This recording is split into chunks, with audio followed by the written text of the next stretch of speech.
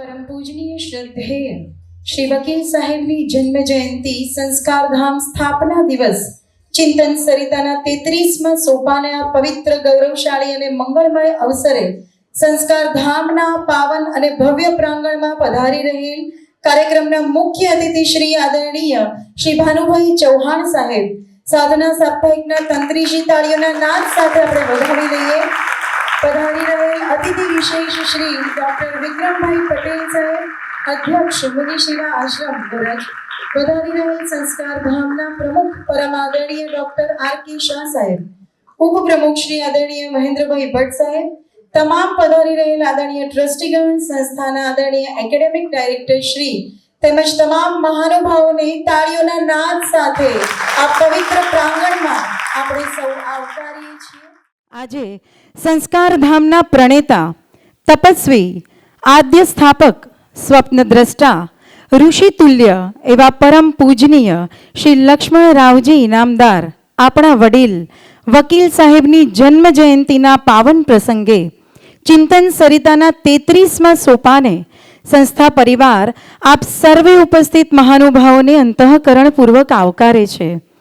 આ ભૂમિ માત્ર એક શૈક્ષણિક સંસ્થા નથી, પણ વિદ્યા અને સંસ્કારનું એક દિવ્ય અને અનમોલ સંગમ સ્થાન છે. અહીં ઉપસ્થિત દરેક વ્યક્તિત્વ એ એકતા અને રાષ્ટ્ર ભાવનાનું પ્રતીક છે.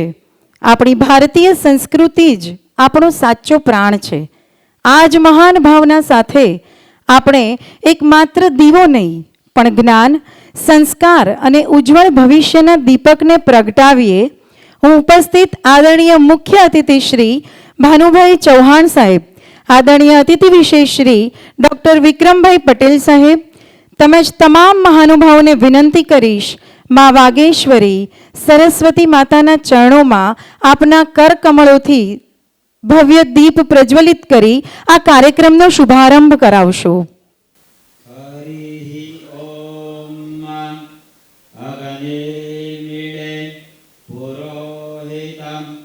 यज्ञस्य देवमृत्वीजं होतारं रत्नदातमं नमः शम्भवाय च मयोभवाय च नमः शङ्कराय च मयस्कराय च नमः शिवाय च शिवतराय च दीपज्योतिः परं ज्योतिः दीपज्योतिर्जनार्दन दीपो हरतु मे पापं दीपज्योतिर्नमोऽस्तुते शुभं करोतु कल्याणं आरोग्यं सुख संपदं देशबुद्धि विनाशाय आत्मज्योतिर्नमोऽस्तुते आत्मज्योति प्रदीप्ताय ब्रह्मज्योतिर्नमोऽस्तुते ब्रह्मज्योति प्रदीप्ताय गुरुर्ज्योतिर्नमोऽस्तुते ओम शांति शांति. આ પવિત્ર પ્રસંગે હું પરમ આદરણીય પ્રમુખ શ્રી ડૉક્ટર આર.કે. શાહ સાહેબ શ્રીને નમ્ર નિવેદન કરીશ કે મુખ્ય અતિથિ શ્રી ભાનુભાઈ ચૌહાણ સાહેબને પુષ્પગુચ્છ અર્પણ કરી આજના પવિત્ર પ્રસંગે તેઓનું સ્વાગત અભિવાદન કરશો. આપણે સૌ તાળીઓના નાદ સાથે વધાવી લઈએ આજના આ ગરિમામય કાર્યક્રમના મુખ્ય અતિથિ શ્રી ભાનુભાઈ ચૌહાણ સાહેબ. હું પુનઃ પ્રમુખશ્રીને નિવેદન કરીશ કે આપ શ્રી ફ્રૂટ બાસ્કેટ અર્પણ કરી શ્રી ભાનુભાઈ ચૌહાણ સાહેબનું સ્વાગત અભિવાદન કરશો. તાળીઓના નાદ સાથે આપણે સૌ સ્વાગત કરીએ. હું સંસ્થા પરિવારના આદરણીય ઉપપ્રમુખ શ્રી મહેન્દ્રભાઈ ભટ્ટ સાહેબનું નમ્ર નિવેદન કરીશ કે ઉપસ્થિત અતિથિ વિશેષ શ્રી ડોક્ટર વિક્રમભાઈ પટેલ સાહેબને પુષ્પગુચ્છ અર્પણ કરી તેઓનું આ પ્રસંગે સ્વાગત અભિવાદન કરશો. પુનઃ આદરણીય ઉપપ્રમુખશ્રીને નિવેદન છે કે ફ્રૂટ બાસ્કેટ અર્પણ કરી આદરણીય શ્રી ડોક્ટર વિક્રમભાઈ પટેલ સાહેબને સ્વાગત અભિવાદન કરશો. સંસ્થા પરિવારના આદરણીય એકેડેમિક ડાયરેક્ટર શ્રી મનીષભાઈ ઝાલા સાહેબને નમ્ર નિવેદન છે કે ઉપસ્થિત પ્રમુખ પરમ આદરણીય ડોક્ટર આર કે શાહ સાહેબ શ્રીને પુષ્પ અર્પણ કરી તેઓનું આજના પવિત્ર ગરિમામય પ્રસંગે સ્વાગત અભિવાદન કરશો. હું તમામ વિદ્યાર્થીગણને નિવેદન કરીશ કે ઉપસ્થિત મહાનુભાવો ઉપપ્રમુખ શ્રી આદરણીય શ્રી મહેન્દ્રભાઈ ભટ્ટ સાહેબ, આદરણીય ઉપસ્થિત તમામ ટ્રસ્ટીશ્રીને આજના પવિત્ર ગરિમામય પ્રસંગે તેઓનું પુષ્પ દ્વારા સ્વાગત અભિવાદન થઈ રહ્યું છે ત્યારે આપ સૌ તાળીઓના નાદ સાથે તેઓનું સ્વાગત અભિવાદન કરશો.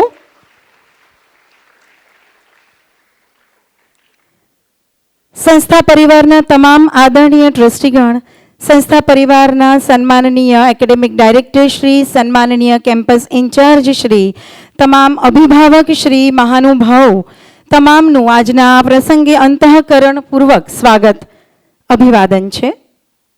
આજના આ દિવ્ય પ્રસંગે આપણી વચ્ચે ઉપસ્થિત એવા મહાનુભાવ કે જેઓએ રાષ્ટ્રીય સ્વયંસેવક સંઘમાં અવિરત સેવા આપી સમાજ જીવનમાં રાષ્ટ્રીય ચેતના પ્રખર દીપ પ્રગટાવ્યો છે. તેઓ લેખન, ચિંતનના પ્રેરણા સ્ત્રોત, સંઘ જીવનના પ્રબુદ્ધ માર્ગદર્શક, કલમના યોગી અને શબ્દોના સાધક તેવા શ્રી ભાનુભાઈ નરોત્તમભાઈ ચૌહાણ સાહેબ. આપશ્રીએ એલડી એન્જિનિયરિંગ કોલેજમાંથી બીઈ સિવિલ, સેપ્ટ યુનિવર્સિટીમાંથી અર્બન એન્ડ રિજિયોનલ પ્લાનિંગમાં એમટેકની પદવી પ્રાપ્ત કરેલ છે. આપશ્રી અગાઉ અમદાવાદ મ્યુનિસિપલ કોર્પોરેશનમાં શહેરના ટીડીઓ એસ્ટેટ ઓફિસર તરીકે સેવારત હતા. લાયન્સ ક્લબ દ્વારા શ્રેષ્ઠ અધિકારી તરીકેનું પારિતોષિક આપને પ્રાપ્ત થયેલ છે. રાષ્ટ્રીય સ્વયંસેવક સંઘ આરએસએસના શહેરના જોઈન્ટ જનરલ સેક્રેટરી તરીકે તથા કર્ણાવતી કોઓપરેટિવ બેંકના ડાયરેક્ટર તેમજ ગુજરાત સરકારના યોગ બોર્ડમાં ડાયરેક્ટર તરીકે આપશ્રીએ સેવા આપેલ છે. વર્તમાનમાં આપશ્રી આરએસએસમાં ગુજરાત પ્રાંતના કાર્યકારિણી સદસ્ય તરીકે તથા સાધના સાપ્તાહિકમાં તંત્રી ટ્રસ્ટીશ્રી તરીકે દાયિત્વનું વહન કરી રહ્યા છો. આવા વંદનીય વિચારવંતા આદર્શ મહાનુભાવોનું તાળીઓના નાદ સાથે આપણે પુનઃ સ્વાગત અભિવાદન કરીએ છીએ. વર્ષ 1982માં પ્રથમવાર અમદાવાદ નજીક મણિપુર વડ અને ગોધાવી ગામ વચ્ચે ધરતીમાના ખોળામાં સંસ્કારધામ નામના સપનાનું વાવેતર થયું. આ ભૂમિનો ભાગ માત્ર જમીન ન હતી પણ પૂજ્ય વકીલ સાહેબ અને તેમના વહાલાજનોના વિચારના બીજનું વાવેતર હતું. વકીલ સાહેબના ઉલામણા નામથી જાણીતા આદરણીય લક્ષ્મણરાવજી ઇનામદાર સંસ્કારધામના સ્વપ્ન દ્રષ્ટા, પ્રણેતા અને આદ્ય સ્થાપક હતા. મહારાષ્ટ્રના સતારા જિલ્લાના ખટાવ ગામમાં 21 સપ્ટેમ્બર 1917 ને ભાદરવા સુદ પાંચમ પવિત્ર ઋષિ પંચમીના દિવસે ઋષિ તુલ્ય એવા વકીલ સાહેબનો જન્મ થયો હતો. આવો સંસ્કારધામના ઉદ્ભવનું વિચાર બિંદુ અને પ્રેરક બળ તેવા પરમ પૂજનીય શ્રી વકીલ સાહેબના જીવન કવનને રજૂ કરતું દસ્તાવેજી ચિત્ર નિહાળી તેમની દિવ્ય ચેતનાને કોટી કોટી પ્રણામ વંદન કરીએ.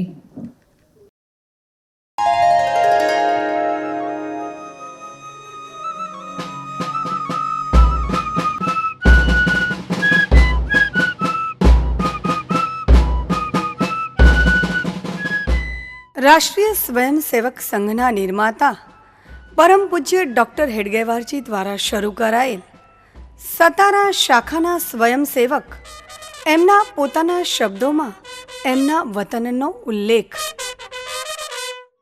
કે આમ તો હું સતારાનો વતની, જોકે સતારામાં મને કોઈ ઓળખતો નથી, પણ છેલ્લા 40 વર્ષથી આજે મહારાષ્ટ્રમાં છું. એટલે હવે જ્યારે જાઉં તે વખતે જે કે મારા ભાઈઓ છે સ્વયંસેવક, કોઈ પ્રચારક છે, કોઈ એમના ભાઈ તરીકે મારો પરિચય કરાવે છે. પણ છું તો સતારાનો સ્વયંસેવક, એટલે નાનપણ સતારામાં ગયો. તેઓ 1942માં સંઘના પ્રચારક તરીકે નવસારી આવ્યા. વ્યક્તિગત ઈચ્છા, આકાંક્ષા, લાલસા, કામનાઓને જાતે જ તિલાંજલિ આપી એક વિરાટ વિચારને સાકાર કરવા 4 દાયકા સુધી તેઓ અખંડ એકનિષ્ઠ અવિરામ તપશ્ચર્યા કરતા રહ્યા. એકવડું શરીર, મૃદુ અવાજ, છતાં મક્કમ વ્યક્તિત્વ, પ્રેમ નીતરતી આંખો, આવું તો ઘણું, છતાંય વકીલ સાહેબ દૂર રહેવાનું મન થાય એવા મોટા ક્યારેય ન લાગ્યા. આપણા વિશાળ સાંસ્કૃતિક પરિવારના એક વડીલ, આપણા સૌના અંગત. તેઓ કાર્યકર્તાઓમાં શક્તિ સંચાર કરતી નોળવેલ અને તપ્ત સમાજમાં પ્યાસ બુઝાવતી મીઠી વીરડી સમા, જાણે શાતા મેળવવાનું તીર્થ. નાનામાં નાના કાર્યકર્તામાં એમને ગુણોનો સાગર છલકાતો દેખાતો. એમની પ્રેરણા અને હુંફથી વિવિધ ક્ષેત્રોને અજવાળતા વ્યક્તિત્વોની શૃંખલા રચાઈ છે. પુરુષાર્થી, કર્મઠ, નિષ્ઠાવાન અને કુશળ કાર્યકર્તાઓની એક આખી પેઢીને સંસ્કારી એમણે સમાજ જીવનને સમૃદ્ધ કર્યું છે. નાનામાં નાના કાર્યકર્તાને એ નામથી બોલાવે, એમના પરિવારજનોને હેતથી સાંભળે અને સંભાળે.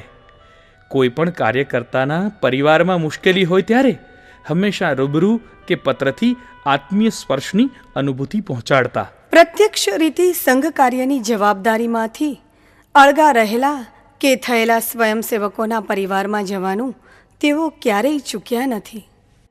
પરિવેશ ગૃહસ્થનો, પણ ખોડિયું તપસ્વીનો, ઋષિનો, ઉચ્ચ વિચાર, ઉચ્ચ ધ્યેય અને મૂલ્યોની માવજત.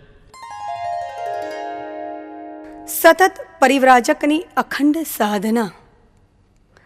સંઘયોગી સ્ફૂર્તિના ચિરંજીવ જ્યોતિપુંજ.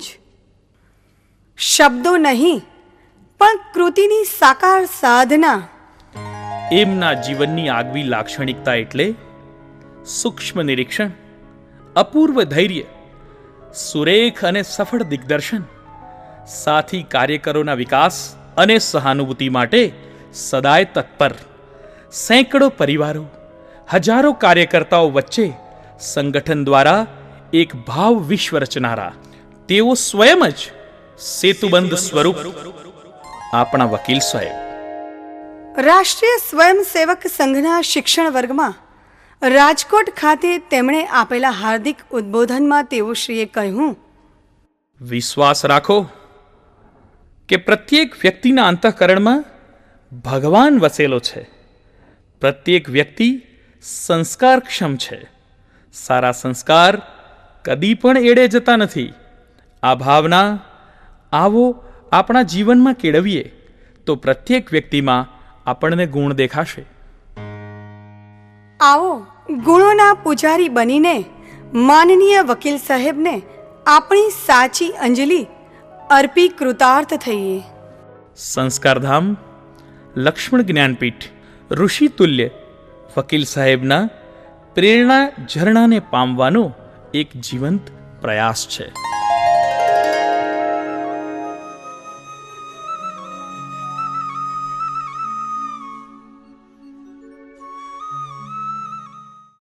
ઉદાહરણ ઊભું કરે છે.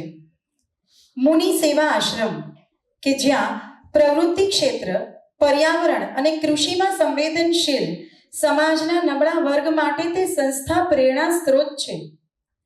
Difficult rods lead to beautiful destination. કઠિન રસ્તાઓ જ સુંદર મંઝિલ સુધી પહોંચાડે છે. મુનિ સેવા આશ્રમ આ વિચારનું એક જીવંત ઉદાહરણ છે. આપણા સૌની વચ્ચે આજે ઉપસ્થિત ડોક્ટર વિક્રમભાઈ પટેલ આજના કાર્યક્રમના અતિથિ વિશેષ શ્રી, જેઓ આવા પવિત્ર મુનિ સેવા આશ્રમના અધ્યક્ષ શ્રી છે, તેઓને તાળીઓના નાદ સાથે ફરી એકવાર વધાવી લઈએ અને આવા પવિત્ર સંસ્થાનો વિડીયો નિહાળીએ.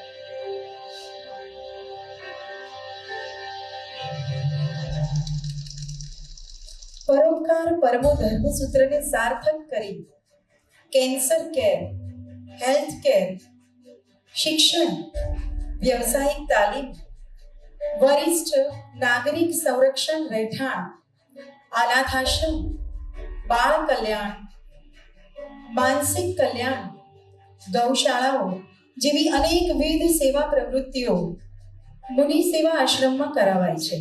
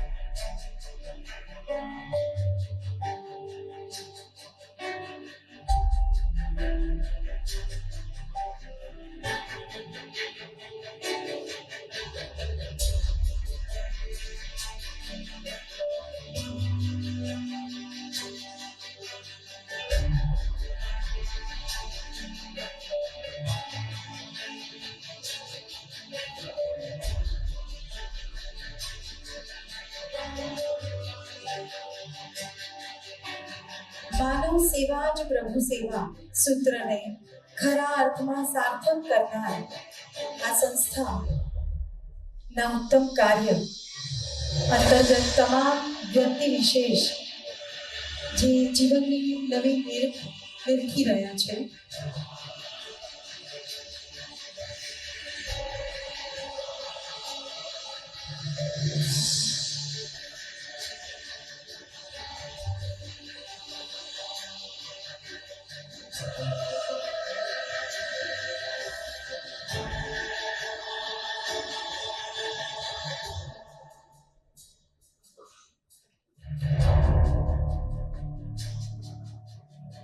વાસ્તવમાં કઠિન રસ્તાઓ જ સુંદર મંઝિલ સુધી પહોંચાડે છે. આજનો આ પાવન પ્રસંગ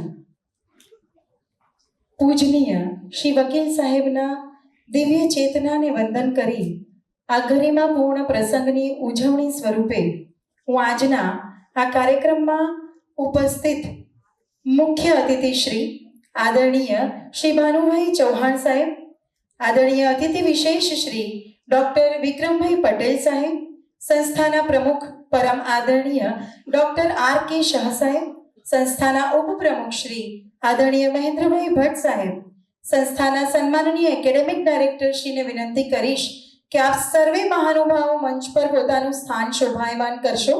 આપણે સૌ તાળીઓના નાદ સાથે તમામ મહાનુભાવોને મંચ ઉપર આવકારીએ છીએ. શિક્ષણ, સંસ્કાર અને સેવાને જીવનનું ધ્યેય બનાવનાર આ તમામ મહાનુભાવો માટે જોરદાર તાળીઓ થાય. રાષ્ટ્રના સુખ અને સમાજની ઉન્નતિ માટે સતત કાર્યરત બાળકોના હૃદયમાં મૂલ્યોનો પ્રકાશ ફેલાવનાર એવા તમામ મહાનુભાવોને આપણે સૌ ફરી એકવાર તાળીઓના નાદ સાથે તમામ મહાનુભાવોને મંચ ઉપર આવકારીએ, અભિવાદન કરીએ. ધન્યવાદ સર. મંચ પર આપણી વચ્ચે ઉપસ્થિત નિસ્વાર્થ સેવા અને પરોપકારના આદર્શ પ્રતિનિધિ, આરોગ્ય, શિક્ષણ અને સમાજ સેવામાં અવિરત યોગદાન આપનાર, બાળકો, યુવાનો અને વડીલોના સર્વાંગી વિકાસના પ્રેરક શ્રી ડોક્ટર વિક્રમભાઈ પટેલ સાહેબ, મુનિ સેવા આશ્રમના અધ્યક્ષ, વ્યવસાય તેઓ શ્રી તબીબી ડોક્ટર છે. વર્ષ 1980 થી મુનિ સેવા આશ્રમના સંપર્કમાં આવ્યા અને જીવનભર નિસ્વાર્થ સેવા માટે સમર્પિત રહ્યા. 2004માં પૂજ્ય શ્રી અનુબેનના અવસાન પછી તેઓ શ્રી આશ્રમના અધ્યક્ષ પદનું નેતૃત્વ સંભાળ્યું. આશ્રમની મુખ્ય પ્રવૃત્તિમાં સામાજિક સંભાળ, અનાથાશ્રમ, વૃદ્ધાશ્રમ, માનસિક તેમજ શારીરિક રીતે પડતર મહિલાઓ માટે ઘર, આરોગ્ય સેવા, શૈક્ષણિક સેવા અને પર્યાવરણ સમાવિષ્ટ છે. માનવ સેવા જ પ્રભુ સેવા, તેના વિચારને અનુસરીને આદરણીય શ્રી ડોક્ટર વિક્રમભાઈ પટેલ તેમના હસ્તકલા, કૃષિ અને નવીનીકરણ ઉર્જા ક્ષેત્રને સક્રિય અનુભવથી આશ્રમને આધુનિક અને સર્વાંગી વિકાસ માટે પ્રેરિત કરી રહ્યા છે. સેવા, નિષ્ઠા અને રાષ્ટ્રપ્રેમના પર્યાય તેવા શ્રી ડોક્ટર વિક્રમભાઈ પટેલ સાહેબની સંસ્થા પરિવાર દ્વારા સન્માનિત કરતા અત્યંત ગૌરવની લાગણી અનુભવાય છે. તાળીઓના નાદ સાથે આપણે ઉપસ્થિત શ્રી ડોક્ટર વિક્રમભાઈ પટેલને વધાવી લઈએ. હું મુખ્ય અતિથિ શ્રી આદરણીય પ્રમુખશ્રી, ઉપપ્રમુખશ્રી તેમજ સન્માનીય એકેડેમિક ડાયરેક્ટરશ્રીને વિનંતી કરીશ કે તેઓ શ્રીના વરદ હસ્તે સાહેબનું સન્માન થાય. આદરણીય ડોક્ટર સાહેબને વિનંતી કે શાલ અર્પણ કરી શ્રી ડોક્ટર વિક્રમભાઈ પટેલ સાહેબનું સન્માન થાય. જોરદાર તાળીઓના નાદ સાથે આપણે વધાવી લઈએ.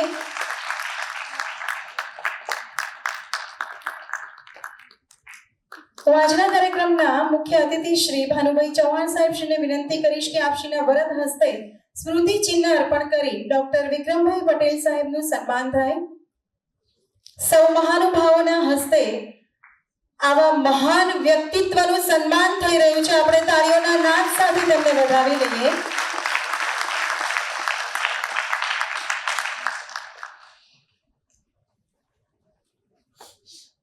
ઉપસ્થિત સૌ મંચસ્થ મહાનુભાવોનો ખૂબ ખૂબ આભાર, ધન્યવાદ. આજના આ પવિત્ર પ્રસંગે હું ડોક્ટર વિક્રમભાઈ પટેલ સાહેબને વિનંતીપૂર્વક ઉદ્બોધન માટે અત્રે આવકારું છું. સાહેબ શ્રી, આપ ઉદ્બોધન માટે પધારી અમને સૌને પ્રેરિત કરશો. આપણે તાળીઓ સાથે સ્વાગત કરીએ છીએ મંચ પર ડોક્ટર વિક્રમભાઈ પટેલ સાહેબ.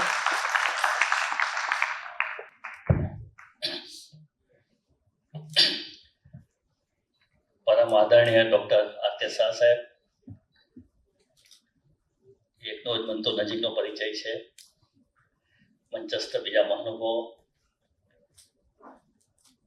સામે બેઠેલા વિદ્યાર્થી મિત્રો અને બીજા મિત્રો,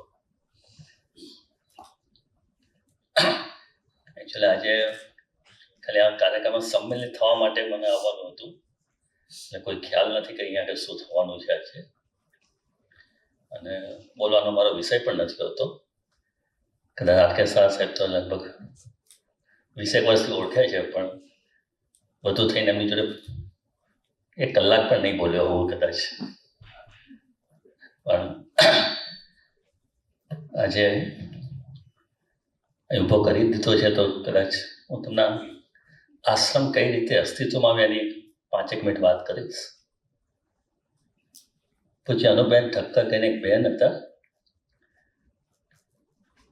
જે ઓર્થોડોક્સ કચ્છી કુટુંબના હતા, અને 7 વર્ષ પછી બેને ઉઠાડી લીધેલા એમના ભણવામાંથી કે દીકરી નાથી વધુ શું ભણવાનું. કે નાનપણથી એમના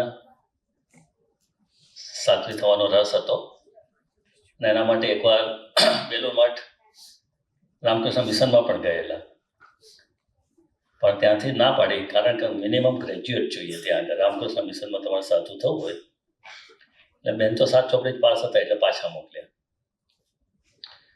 અહીં સાણંદ પાસે જ એક મુનિ મહારાજની કુટિયા હતી. સંતનું નામ તો કોઈને ખબર નહોતી, પણ 12 વર્ષ મૌન રાખેલું એટલે બધા મુનિ બાબા તરીકે ઓળખે. એટલે બેનને લાગ્યું કે આ એક પવિત્ર સંત છે, હું એમની પાસે સંન્યાસ લઉં.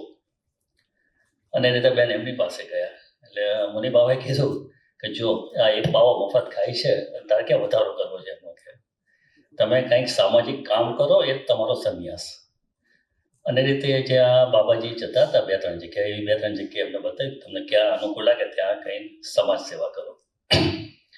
એટલે જે ગોરજ પાસે નદી છે સરસ મજાની, દેવ કરી નાની, ત્યાં આગળ એમને લાગ્યું કંઈ જરૂર છે. એટલે ત્યાં આગળ આજુબાજુ બધો આદિવાસી વિસ્તાર છે. એટલે એના બાળકોને એમણે બાલ મંદિર ચાલુ કરેલું.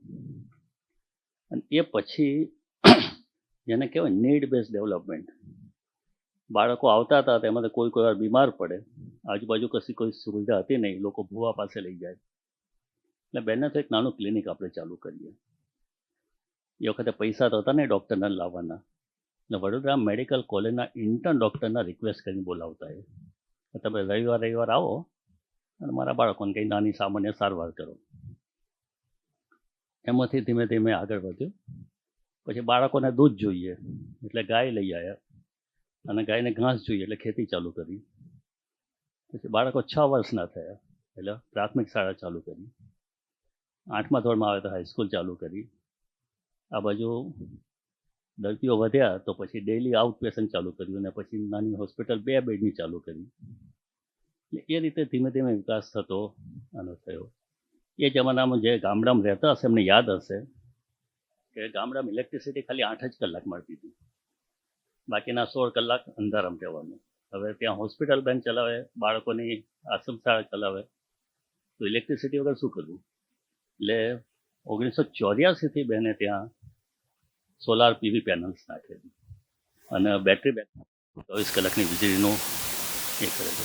બીજું, ગામડામાં રસોઈ માટે ગેસ ના મળે એટલે બાયોગેસ નિર્માણ કરેલો અને એમાંથી ગેસ ચલાવ્યો.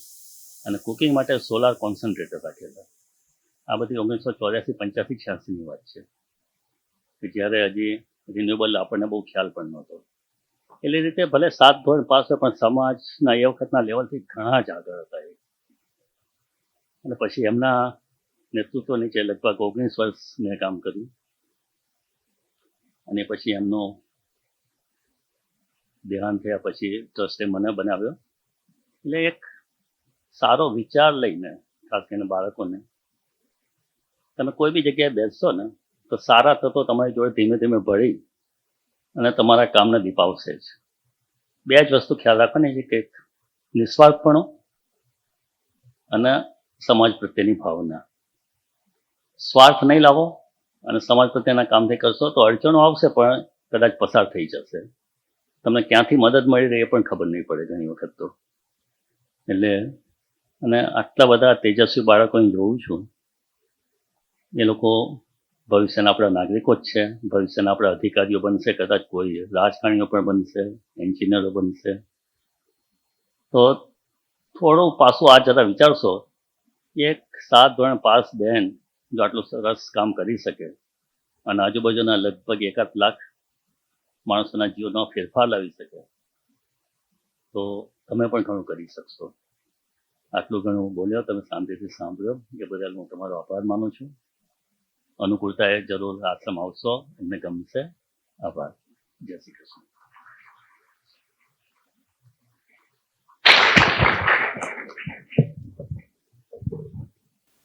ધન્યવાદ સાહેબ. સંકલ્પ બળ અને ઈચ્છા શક્તિ શું ન કરી શકે તે મુનિ સેવા આશ્રમ અને ડૉક્ટર વિક્રમભાઈ પટેલ સાહેબ શ્રી દ્વારા સાબિત થઈ ચૂક્યા. अब જોરદાર તાળીઓના નાદ સાથે તેમને વધાવી લઈએ. આશ્રમના સર્વાંગી વિકાસ, આરોગ્ય, શિક્ષણ અને પર્યાવરણમાં આપનું યોગદાન એ અમને સૌને પ્રેરણા આપે છે સર. સેવા અને મૂલ્યોના માર્ગ પર ચાલીને જીવનને સાચા અર્થમાં પ્રકાશિત કરી શકાય તે આપ શ્રી દ્વારા આજે અમે શીખી શક્યા છીએ. આપનો ખૂબ ખૂબ ધન્યવાદ. મંચ પર ઉપસ્થિત નિષ્ઠા, સેવા અને રાષ્ટ્ર પ્રેમના પ્રકાશથી સૌને પ્રેરણા આપનાર તેવા આજના આપણા ગરિમામય કાર્યક્રમના મુખ્ય અતિથિ આદરણીય શ્રી ભાનુભાઈ ચૌહાણ સાહેબને હું વિનંતી કરીશ કે કે આપ શ્રી ઉદ્બોધન અર્થે અત્રે પધારશો અને અમને સૌને માર્ગદર્શિત કરશો. આપણે તાળીઓના નાદ સાથે મંચ પર આવકારીએ શ્રી ભાનુભાઈ ચૌહાણ સાહેબ. ઋષિતુલ્ય પરમ શ્રદ્ધેય વંદનીય વકીલ સાહેબની સ્મૃતિમાં આજે બધા ભેગા થયા છીએ, ત્યારે આજના આ કાર્યક્રમને સ્વરૂપ આપનાર આદરણીય આર.કે. શાહ સાહેબ, કાર્યક્રમના આપણા અતિથિ વિશેષ મુનિ સેવા આશ્રમના ડૉક્ટર વિક્રમભાઈ, આદરણીય મહેન્દ્રભાઈ, શ્રી મનીષભાઈ, સૌ ટ્રસ્ટીગણ, વ્યાપક સંખ્યામાં એકત્રિત આચાર્ય વૃંદ, વાલા વિદ્યાર્થીઓ,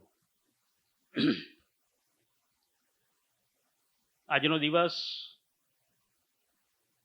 આમ પણ પવિત્ર છે. સપ્તર્ષિઓ આપણી નજરની સામે એક પછી એક દ્રષ્ટિભૂત થાય, ઋષિ પરંપરા આપણી નજરની સામે તરવરે, એવી ઋષિ પંચમીનો આજે પાવન દિવસ છે. આવા જ એક પાવન દિવસે શ્રદ્ધેય વકીલ સાહેબનો જન્મ થયો. 108 વર્ષ એમને પૂર્ણ થાય છે આજે, અને 109મું વર્ષ પ્રારંભ થાય છે. મેં કીધું સામે કોણ હશે, આવતા પહેલા પૂછ્યું તો કે ધોરણ 9ના વિદ્યાર્થીઓ છે બધા, ત્રણેય સ્કૂલના ધોરણ 9ના વિદ્યાર્થી.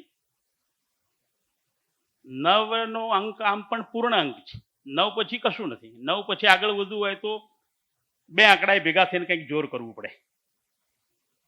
છેલ્લો આંકડો અને મહત્વનો આંકડો છે 9. 9નો ઘડિયો પણ તમે જોશો તો કંઈક વિશિષ્ટ લાગે.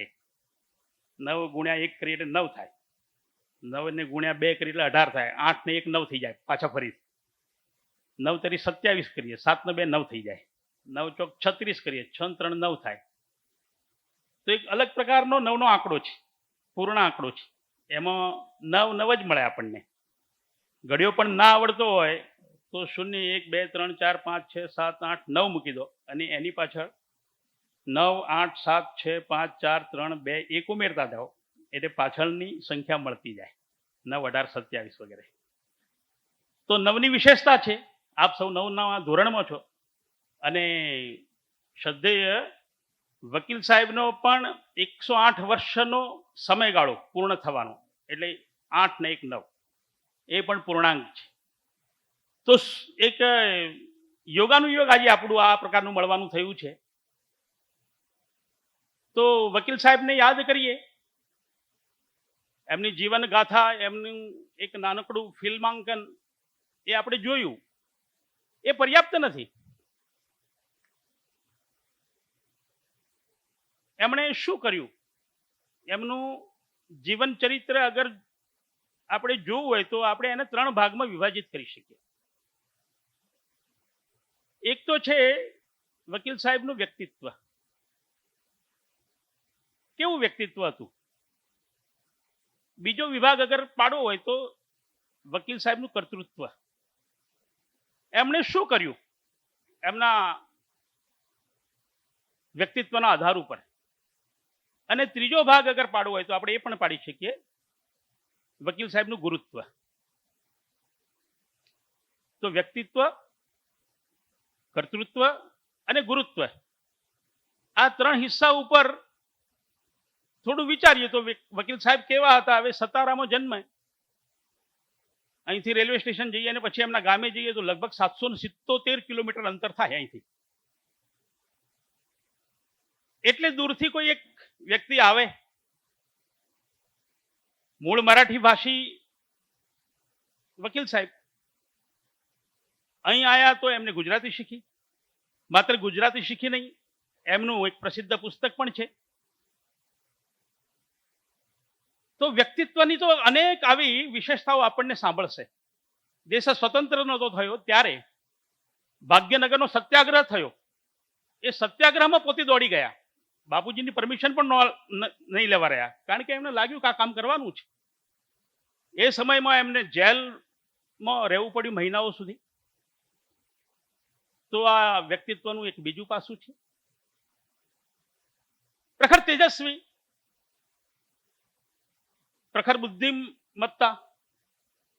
એ વખતના જમાનામાં એમને કાયદાકીય સ્નાતક લો એમને પૂરું કરેલું.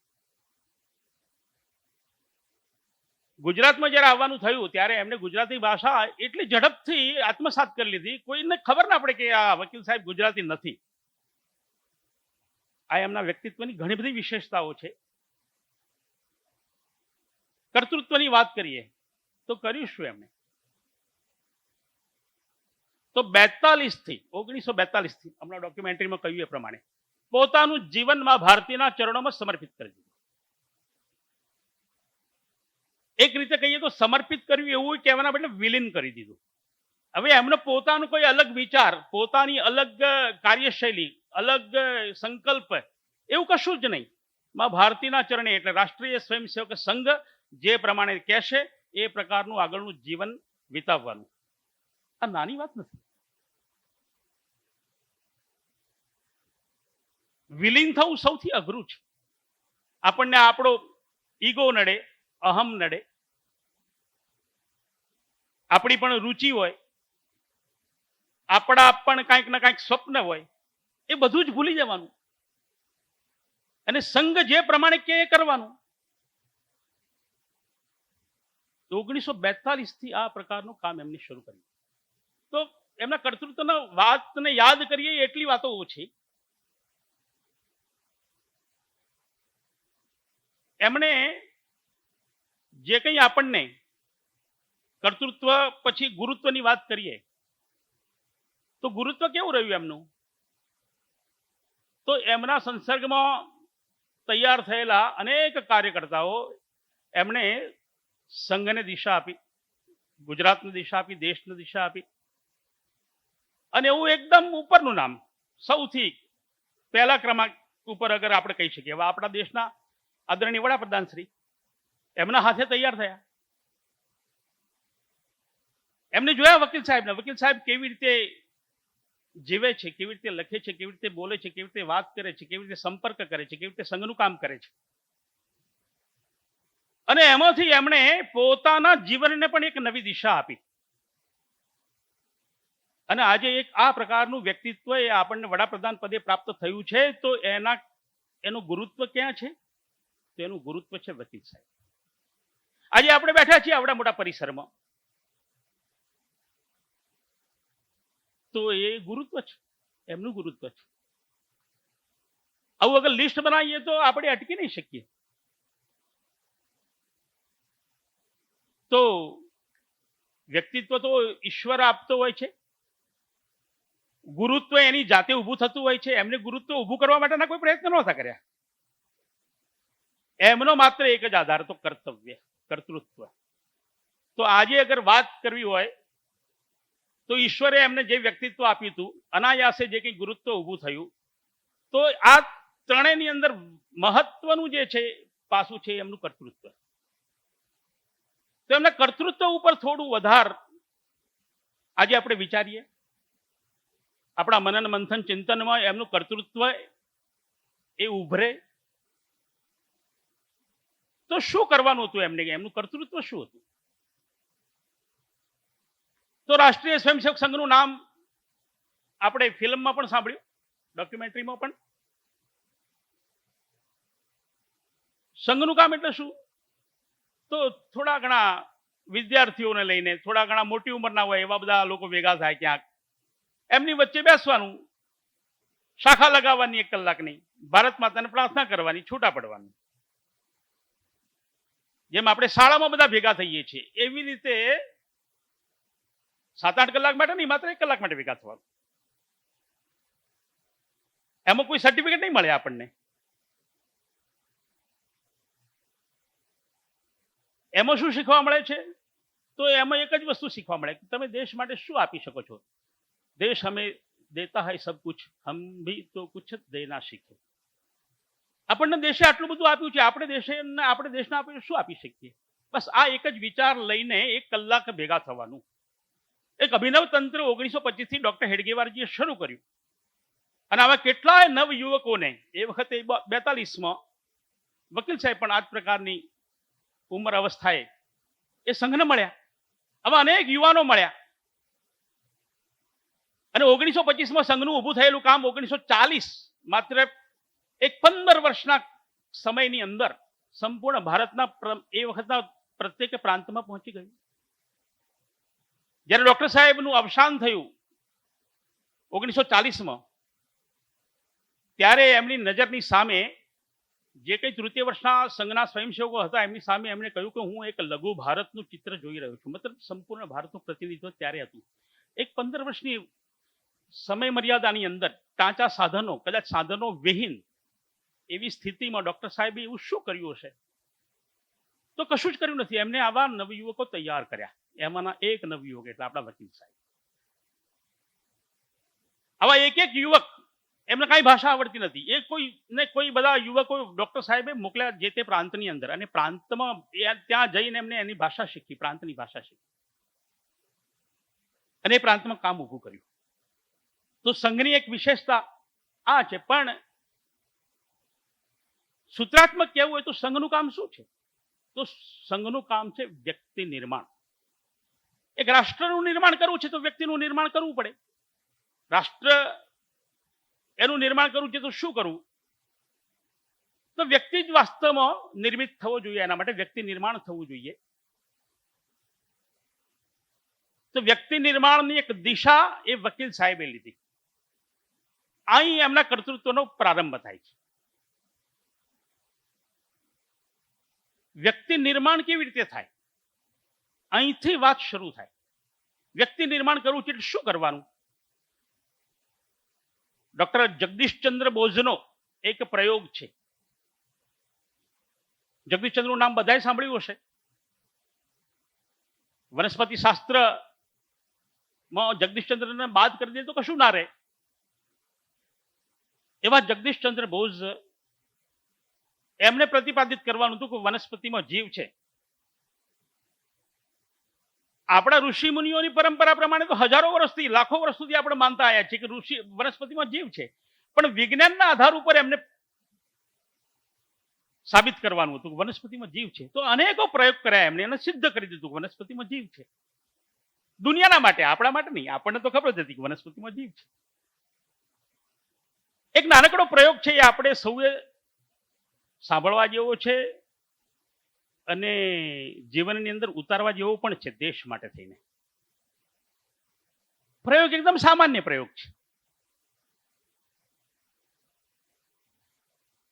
2 નાનકડા છોડ એક જ જેવા કુંડામાં, એક જ જેવી માટીમાં, એક જ જેવી ખાતર વાળી માટી, એની અંદર એમને ઉગાડ્યા. બંને અંકુરિત થયા એકદમ સમાન સમયે. થોડા મોટા થયા. મોટા થયા પછી એમને થોડા 1.5-2 ફૂટના અંતરે મૂકી દીધા.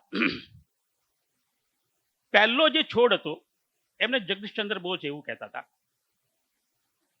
કે વાહ, તને તો ભગવાને સીધા એના પોતાના હાથે જ કદાચ સર્જ્યો છે, બનાવ્યો છે.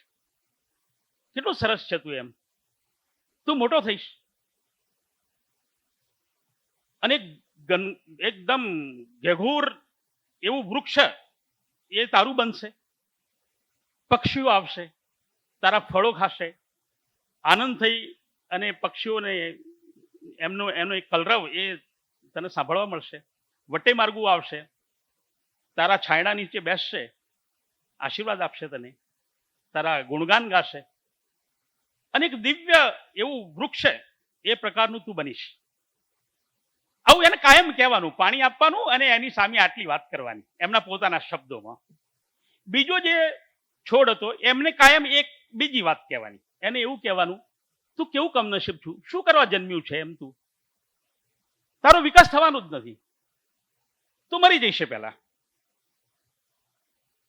મોટા થવાની તો વાત દૂર ગઈ, કદાચ મોટો થઈશ તો તને કઈ ફળ ફૂલ આપવાના નથી, તારી કોઈ ઉપયોગિતા જ નથી, તું શાના માટે જન્મ્યું છે. આવું બીજા છોડને કહેતા. ધીમે ધીમે પહેલો જે છોડ હતો, જેને જગદીશચંદ્ર બોઝ પ્રેમ આપતા હતા, એને પ્રોત્સાહિત કરતા હતા, એ છોડ એકદમ સરસ મજાનું ખીલીને ઊભો થવા લાગ્યો.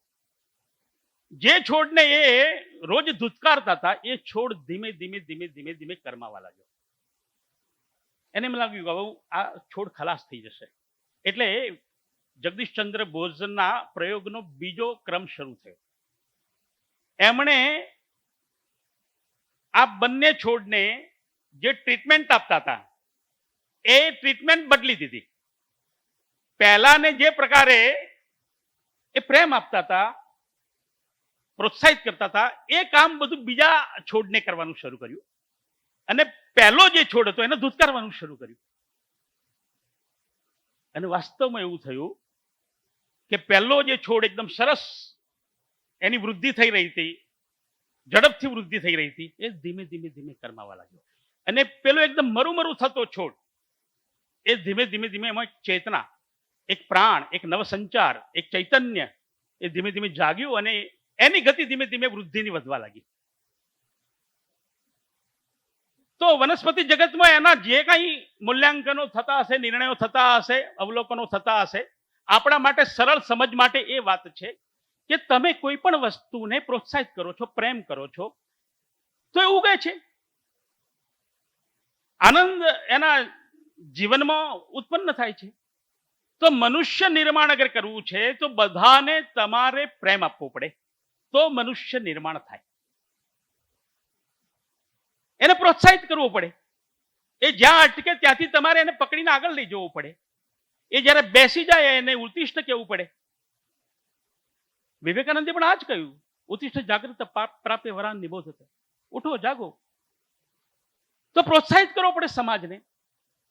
તો જગદીશચંદ્ર બોઝના ઉદાહરણ જે વાળી વાત છે, એ વાત આપણા સંપૂર્ણ સમાજને લાગુ પડે છે. રાષ્ટ્રીય સ્વયંસેવક સંઘનું કામ કેમ શરૂ થયું? તો અહીંનો જે સમાજ હતો, જે દેશનો સમાજ કહેવાય કુલ મળીને, એને બધાએ પેલા બીજા છોડને જે ટ્રીટમેન્ટ આપતા હતા એવી જ ટ્રીટમેન્ટ આપ્યા કરી. આ દેશ બેકાર છે, આ દેશનું કાંઈક થવાનું નથી, આ દેશ એક કાંઈ છિન્ન ભિન્ન થઈ જશે, વહેંચાઈ જશે, ખલાસ થઈ જશે.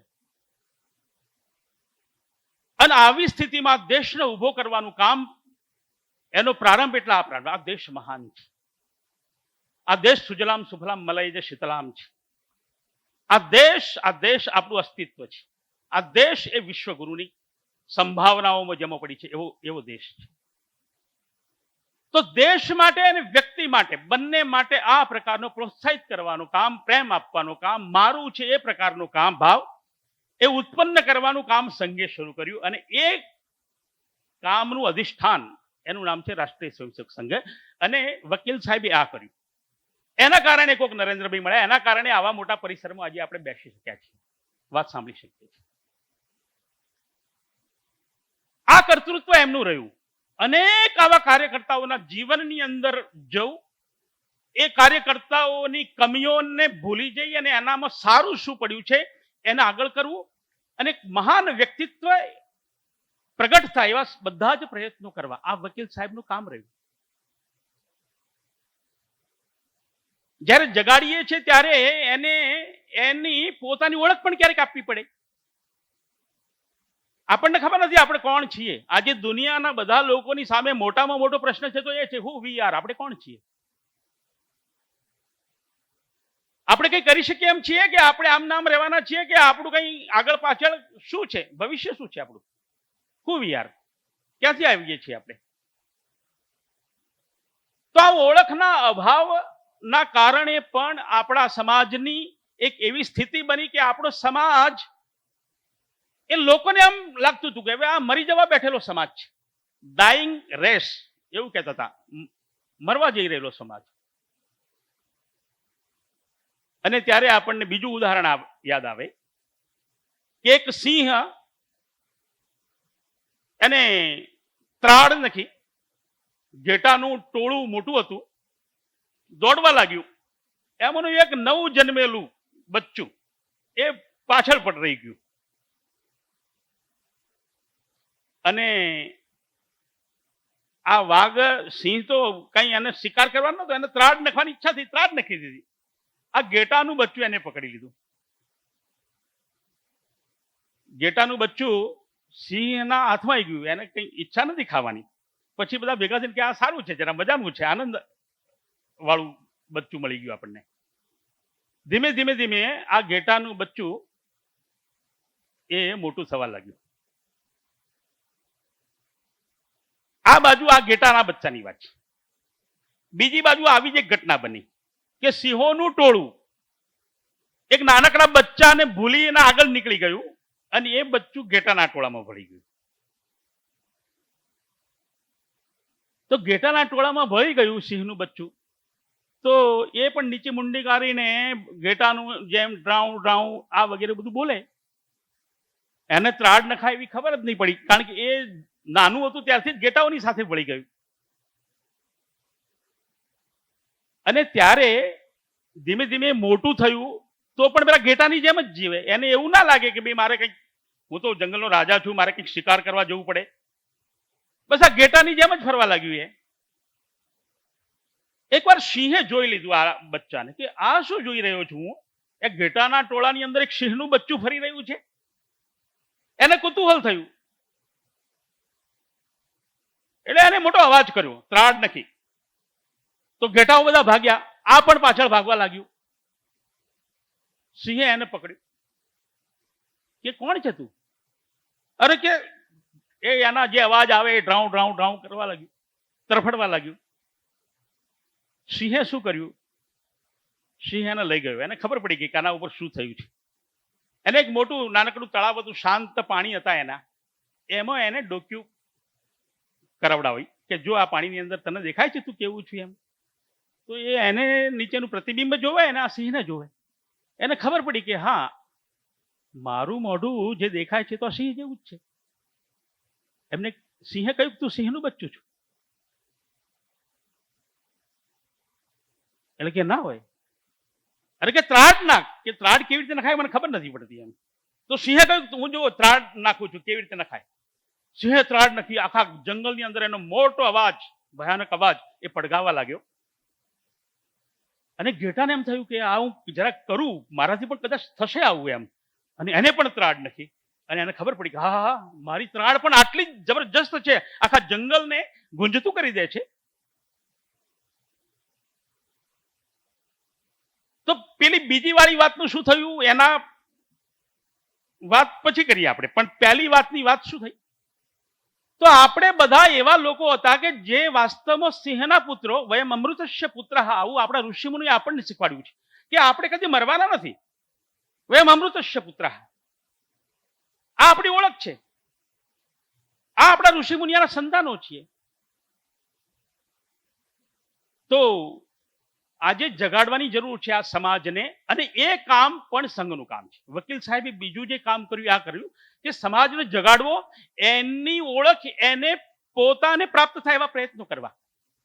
સંઘની શાખાઓ ઉપર, કાર્યક્રમો ઉપર સંપર્કમાં મળવાનું, બાકી બધી વાતચીત વખતે, પોતાના ક્રિયાકલાપમાં આ વાત એમને સતત બધાની સામે મૂકી કે આપણે અમૃતસ્ય પુત્ર, આપણે કોઈ માયકાંગલા સમાજ નથી, મરવા માટે જઈ રહેલો સમાજ નથી.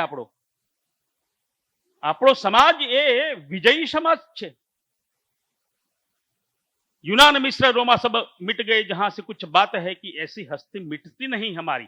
આવી કોઈક વાત છે કે જેના કારણે દુનિયાના નકશા ઉપર અનેક દેશો ઊભા થયા, ખલાસ થઈ ગયા, પણ આપણી જોડે કંઈક એવી તાકાત છે કે જેના કારણે આપણે ખલાસ નથી થઈ ગયા, મરવાના નથી, અમર છીએ આપણે. તો આવું શું છે? આવું શોધવું, શોધી અને સમાજને કહેવું, સમાજને એના આધાર ઉપર દોડતો કરવો. તો અહીંથી વાત આવે કે સમાજને આવું જાગૃત કરવું છે. આપણો સમાજ એ આવો મહાન સમાજ છે. આજે અગર કોઈને આવું કહીએ તો સીધું સીધું તો કોઈ ના માને, ઉદાહરણો આપવા પડે. તો કેવા ઉદાહરણો હોય? આ સદીનો છેલ્લો પ્રયોગ, મોટામાં મોટો પ્રયોગ દુનિયાએ જોયો, અને એ પછી કોઈએ એ સ્કેલ ઉપર પ્રયોગ કરવાનું વિચાર્યું નહીં. એવો કોઈ પ્રયોગ યાદ છે તમને? 2012 જુલાઈ મહિનામાં એ પ્રયોગ થયો. એનું નામ છે ગોડ પાર્ટિકલ. મોટામાં મોટો પ્રયોગ, અને સિદ્ધ કરી દીધું એ પ્રયોગે કે આખું વિશ્વ એક કણની અંદરથી ઉત્પન્ન થયેલું છે, જે આપણા વેદો કહે છે. તો આપણને કેમ પ્રયોગ યાદ કરવો પડ્યો આજે? એમાં ભારત છે. પ્રયોગ વિદેશમાં થયો, પણ એમાં ભારત છે. ભારત કેવી રીતે છે એમાં? તો જુલાઈ 2012 આ જે પ્રયોગ થયો છે, એ પ્રયોગનો જે કણ એને કહે છે, જેને ગોડ પાર્ટિકલ કહે છે, એ પાર્ટિકલનું ટેકનિકલ નામ એમને એક આપ્યું. એનું ટેકનિકલ નામ છે હિગ્સ બોઝોન. તો એમાં બે નામો ભેગા કરેલા છે, એક છે હિગ્સ અને એક છે બોઝોન. હિગ્સ કોણ છે? તો આ જેને પ્રયોગ પાર પાડ્યો એનું નામ છે પીટર હિગ્સ. એના ઉપરથી હિગ્સ શબ્દ એમને લીધો કે ભાઈ કણ આપણે નામ તો એને કંઈક આપવું પડશે ને, તો હિગ્સ લીધો એક શબ્દ, અને એક બોઝોન લીધો. આ બોઝોન શાના ઉપરથી છે? તો એ છે સત્યેન્દ્રનાથ બોઝ ઉપરથી. ભારતના એવા વૈજ્ઞાનિક જેમની જોડે એવા ટાંચા સાધનો, કોઈ એવી પ્રયોગશાળા પણ નહીં, બસ એ જ ઋષિ મુનિઓએ આપેલી એક દિવ્ય ચેતના, એના આધાર ઉપર એમના મનની અંદર સતત એક ચક્ર ચાલ્યું કે વાસ્તવમાં આ આખું જગત એક જ પાર્ટિકલમાંથી ઉત્પન્ન થયેલું છે. આજે પણ વિસ્તરતું જ જાય છે, વિસ્તરતું જ જાય છે. અને એમને આખા વિજ્ઞાનની એક નવી પરિભાષા આપી દીધી, એક આખું નવો થીસીસ આપ્યો વિશ્વને. અને એ જે શોધ એમને લોકોની સામે મૂકી, એને પ્રયોગશાળામાં સિદ્ધ કરવાનું બાકી હતું, એ કામ પીટર હિગ્સે કર્યું. અને એટલા માટે એમના મૃત્યુના અનેક વર્ષો પછી આ પ્રયોગ થયો. તો પણ એ જે પાર્ટિકલ જેની શોધ થઈ, એ પાર્ટિકલને નામ આપવું પડ્યું હિગ્સ બોઝોન. કારણ કે આ વાત તો બોઝોને કરેલી છે, સત્યેન્દ્રનાથ બોઝે કરી છે. તો ભારત શું કરી શકે છે? જ્યારે ગુલામી અવસ્થામાં હતા તો પણ ભારતનો વૈજ્ઞાનિક એ દુનિયાની શ્રેષ્ઠતમ શોધ એના વિશે જાણકાર હતો, એનું જ્ઞાન હતું એને. આ ભારતની વિશેષતા છે. તો આવું ભારતને ખબર છે કે આપણે આવા વિશિષ્ટ છીએ. એક સર્વસામાન્ય વિદ્યાર્થી અથવા તો દેશનો નાગરિક, એને ખબર છે કે આપણે આવા ભારત તરીકે મહાન છીએ. તો ભારત આ છે. એનાથી થોડા આગળ વધીએ. આપણને કમનસીબે આપણા સિલેબસમાં, આપણા અભ્યાસક્રમમાં આ બધી વસ્તુઓ ભણાવાતી નથી. 1998 ની એક ઘટના બને છે. 11 મે અને 13 મે એ ઘટના સાથે નાતો છે. એ ઘટના શું છે? એ ઘટના જોઈશું તો આપણને ખબર પડશે કે ભારત શું છે, ભારતના લોકો શું કરી શકે છે. તો જ્યારે આપણે પહેલું પરીક્ષણ કરેલું, અણુ પરીક્ષણ, ત્યારે ભારત ફરીથી પરીક્ષણ ના કરે, ભારત ફરીથી અણુ સત્તા સંપન્ન રાષ્ટ્ર ના બને, એના માટે દુનિયાને પોતે નેતા છે એવું માનતા લોકો એમને આપણા ઉપર પ્રતિબંધો મૂક્યા, અથવા તો એમણે એક એવી પોતાની ચાલ ચાલી કે આપણે નવું પરીક્ષણ ના કરી શકીએ. એટલે એમને આપણી પોખરણની સાઇટ ઉપર, આજે પણ એ ભ્રમણ કક્ષામાં આપણે જોઈ શકીશું, તો આપણને દેખાય એવા જીઓસ્ટેટિક, જીવો સિન્ક્રોનાઇઝ સેટેલાઇટ્સ આજે પણ પોખરણનું ધ્યાન આપી રહ્યા છે. કે પોખરણમાં એક સાયકલ જાય તો પણ એને ખબર પડે. તમને કદાચ ખબર હશે તો મોરબીમાં જ્યારે પૂર આવ્યું ત્યારે આપણા લોકોને મોડી ખબર પડી, કારણ કે એ વખતે યુએસ તો સેટેલાઇટ એ ત્યાં મોરબી ઉપરથી પસાર થઈ રહ્યો હતો. એને તરત જ કહ્યું કે મોટી નદી, એક મોટો ડેમ તૂટી ગયો છે. તો જે સેટેલાઇટ્સ છે આ બધું જોતા હોય છે. તો પોખરણમાં આપણે કંઈ ના કરી શકીએ, અને કદાચ કરવા જઈએ તો દુનિયાને ખબર પડે એટલે આપણો પર બ્રેક લાગી જાય. એના માટે પોખરણના ઉપર આવા સેટેલાઇટ્સ આજે પણ ફરે છે. આપણે જોઈ શકીએ 4 સેટેલાઇટ્સ. ટેકનિકલ ભાષામાં જીઓ સિન્ક્રોનાઇઝ, જીઓ સ્ટેટિક, જે માત્ર ને માત્ર પોખરણની આજુબાજુથી હટે જ નહીં, એ જીઓ સ્ટેટિક અને જીઓ સિન્ક્રોનાઇઝ ગમે તેવી સિઝનમાં પણ પોખરણને રીડ કરી શકે. તો પરીક્ષણ કરવાનું હતું. BARC, Bhabha atomic research centre, એ તો આના માટે જ છે, પરમાણુ પરીક્ષણ માટે જ એની તો સ્થાપના થયેલી છે. અગર એ પરીક્ષણ ના કરે તો એને જ ચલાવવાનું કઈ આવશ્યકતા નહીં. એમના વૈજ્ઞાનિકોના મનની અંદર એક જજ્બો જબરજસ્ત કે આપણે ક્યારેક પરીક્ષણ કરીશું.